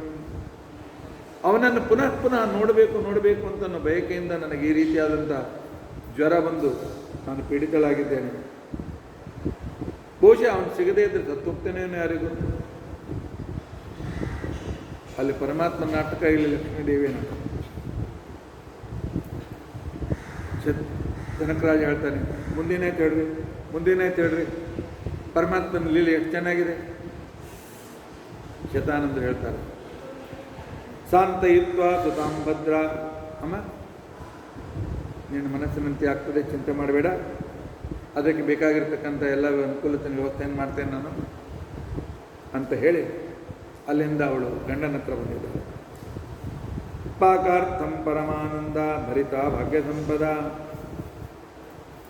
ಪುತ್ರಂಗ ಶೋಷಣಂ ಸಂಕ್ಷುಬ್ಧಂ ಕೃತ್ಯ ಸಂತಾಪ ಸಂಯುತಂ. ಅಲ್ಲಿಯೂ ಕೂಡ ಆಕಾಶರಾಜ ಭಾಳ ಚಿಂತಾಕ್ರಾಂತನ ಕುಳಿತುಕೊಂಡಿದ್ದ. ಏನು ಮಾಡಬೇಕು, ಯಾರ ಡಾಕ್ಟ್ರನ್ನು ಕರಿಬೇಕು, ಯಾರ ವೈದ್ಯರನ್ನು ಕರಿಬೇಕು, ಹೇಗೆ ಇವಳ ಜ್ವರವನ್ನು ಕಡಿಮೆ ಮಾಡಬೇಕು ಅಂತ ತಿಳ್ಕೊಂಡು ಅಂತ ಹೇಳಿ ಪೀಡೆಯಿಂದ ದುಃಖದಿಂದ ಪೀಡಿತನಾಗಿದ್ದ. ಅವಧತ್ ಸುಭತಿಂ ಪ್ರಾಪ್ಯ. ಆಗ ಬಂದು ಹೇಳ್ತಾಳೆ, ಇಲ್ಲ, ಮತ್ತೆ ಪದ್ಮಾವತಿಯ ಜ್ವರ ಕಡಿಮೆ ಆಗ್ತಾ ಇಲ್ಲ, ಇನ್ನೂ ಇದೇ ರೀತಿಯಾಗಿರ್ತಕ್ಕಂಥ ಜ್ವರ ಹೆಚ್ಚಾಗಿದೆ. ಆದರೆ ಒಬ್ಬಳು ಕೊರವಂಜಿ ಬಂದಿದ್ಲು. ಅವಳು ಹೇಳಿರ್ತಕ್ಕಂಥ ವಿಚಾರವನ್ನು ನಿಮ್ಗೆ ಹೇಳ್ತೇನೆ ಕೇಳಿ. ಮಗಳನ್ನು ಕೂಡ ಕೇಳ್ಕೊಂಡು ಬಂದಿದ್ದೇನೆ, ಅವಳ ಮನಸ್ಸಿನಲ್ಲಿದ್ದದ್ದನ್ನು ಕೇಳ್ಕೊಂಡು ಬಂದಿದ್ದೇನೆ, ಇದ್ದ ಮಾತನ್ನು ಹೇಳ್ತೇನೆ ಅಂತ ತಿಳ್ಕೊಂಡಿದ್ದೆ. ಈ ರೀತಿಯಾಗಿ ಧರಣೀ ದೇವಿ ಪದ್ಮಾವತಿಯ ಮಾತನ್ನು ಮತ್ತು ಕೊರವಂಜಿಯ ಮಾತನ್ನು ಹೇಳಬೇಕು ಅಂತ ತಿಳ್ಕೊಂಡಂತೇಳಿ ಹೊರಟಿರ್ತಕ್ಕಂಥ ಸಂದರ್ಭದಲ್ಲಿ ಏತಸ್ಮಿನ್ನೇವ ಸಮಯೇ ಕನ್ಯಾಶ್ಚ ಬಕುಲಾನ್ವಿತಾ. ಬಕುಲಾವತಿ ಜೊತೆಯಲ್ಲಿ ಆ ಎಲ್ಲ ಹೆಣ್ಮಕ್ಳು ಬಂದಿದ್ದಾರೆ. ದಾಸಿಯ ಪದ್ಮಾವತಿಯ ಸಖಿಯರು ಆ ಏನು ರುದ್ರದೇವ ರುದ್ರಾಭಿಷೇಕಕ್ಕೋಸ್ಕರ ಹೋಗಿದ್ರು, ಅವರು ವಾಪಸ್ ಬಂದಿದ್ದಾರೆ.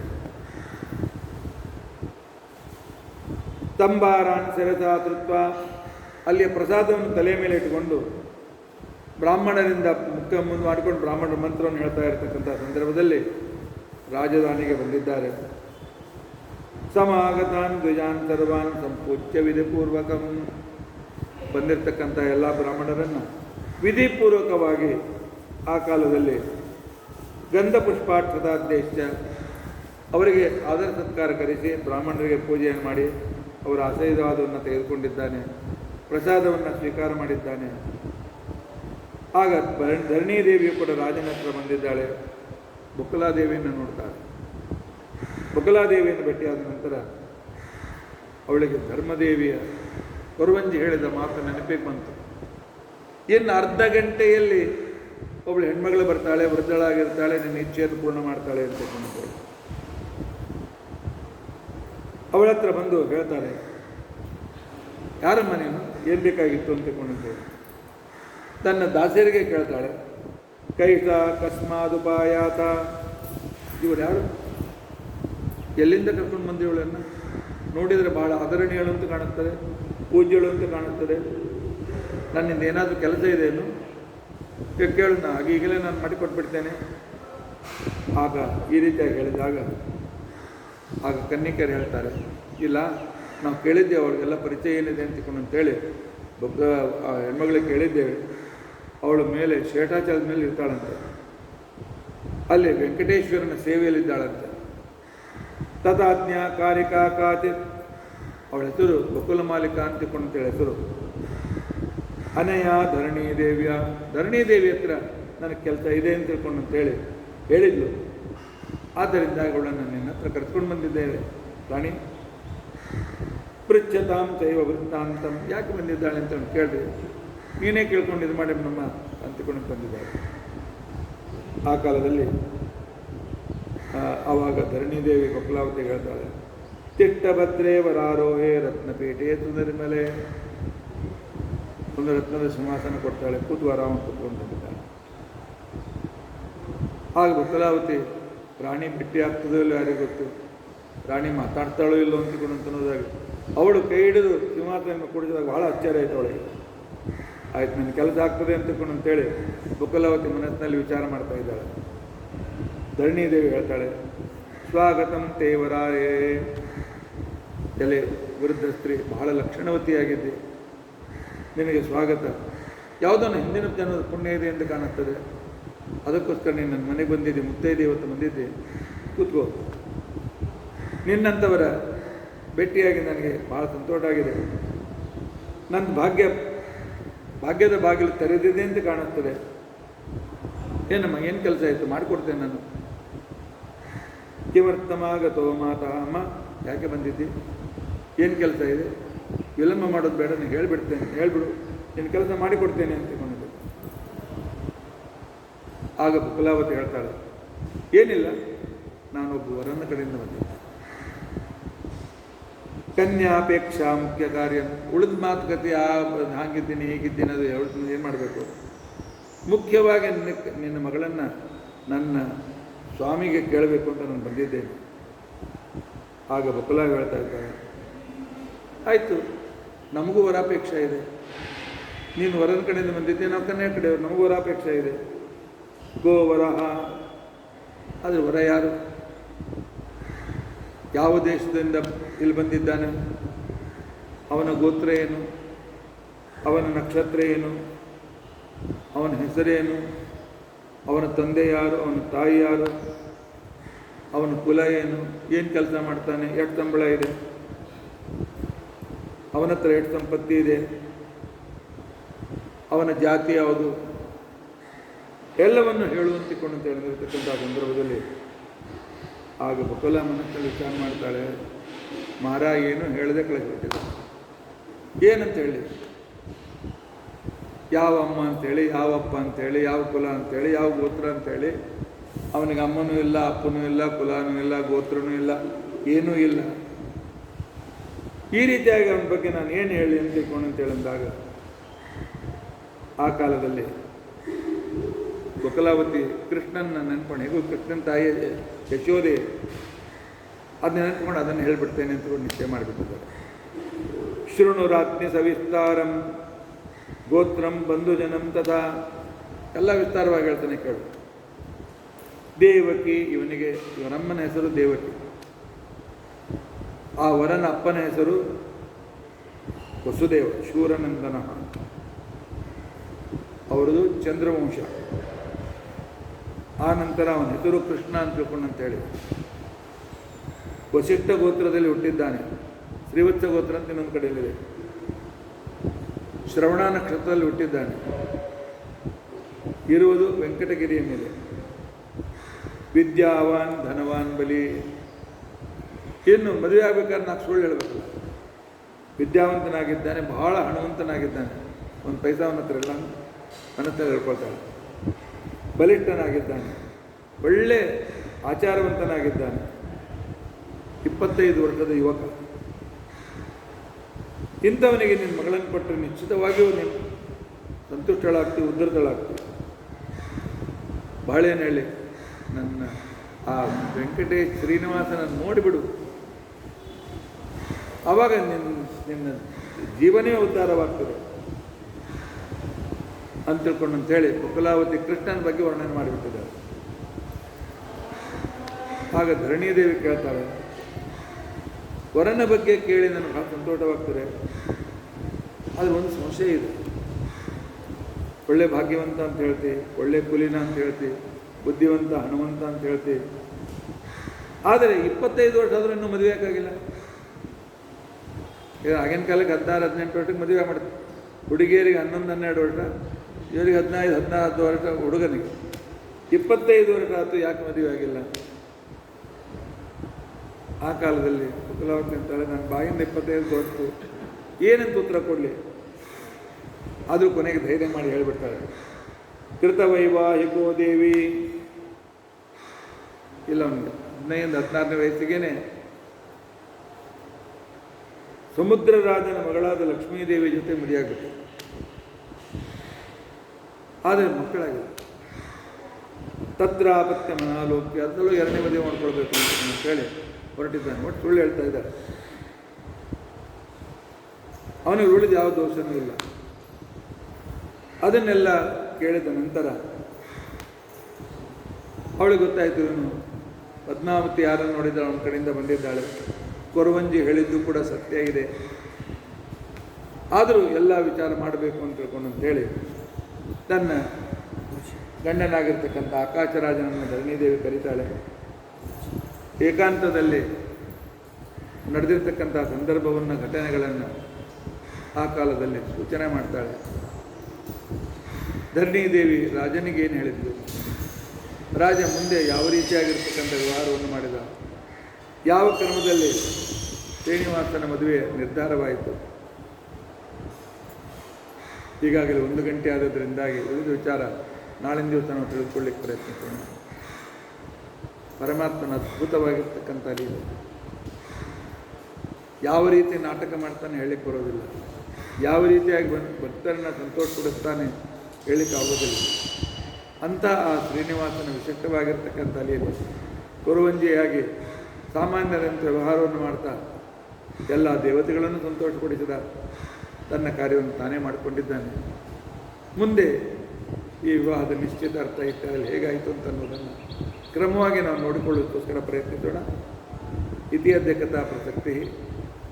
ಹರೇ ರಾಮ ರಾಮ ರಾಮ ಹರೇ ಹರೇ, ಹರೇ ಕೃಷ್ಣ ಕೃಷ್ಣ ಕೃಷ್ಣ ಹರೇ ಹರೇ ರಾಮ ರಾಮ ರಾಮ ಹರೇ ಹರೇ, ಹರೇ ಕೃಷ್ಣ ಕೃಷ್ಣ ಕೃಷ್ಣ ಹರೇ ಹರೇ ರಾಮ ರಾಮ ರಾಮ ಹರೇ ಹರೇ, ಹರೇ ಕೃಷ್ಣ ಕೃಷ್ಣ ಕೃಷ್ಣ ಹರೇ. ಉಗ್ರಂ ವೀರಂ ಮಹಾವಿಷ್ಣುಂ ಜ್ವಲಂತಂ ಸರ್ವತೋಮುಖಂ ನೃಸಿಂಹಂ ಭೀಷಣಂ ಭದ್ರಂ ಮೃತ್ಯುಂ ನಮಾಮ್ಯಹಂ. ಅಚ್ಯುತಾನಂತ ಗೋವಿಂದ ಸ್ಮೃತಿ ಮಾತ್ರಾರ್ಥ ನಾಶನ ರೋಗಾನ್ಮೇ ನಾಶಯಾಶೇತಾನ್ ಆಶು ಧನ್ವಂತರೇ ಹರೇ. ಅಚ್ಯುತಾನಂತ ಗೋವಿಂದ ನಾಮೋಚ್ಚಾರಣ ಭೇಡಜ ನಶ್ಯಂತಿ ಸಕಲಾರೋಗಾ ಸತ್ಯಂ ವದಾಮ್ಯಹಂ. ಶ್ರೀಕೃಷ್ಣಾರ್ಪಣಂ.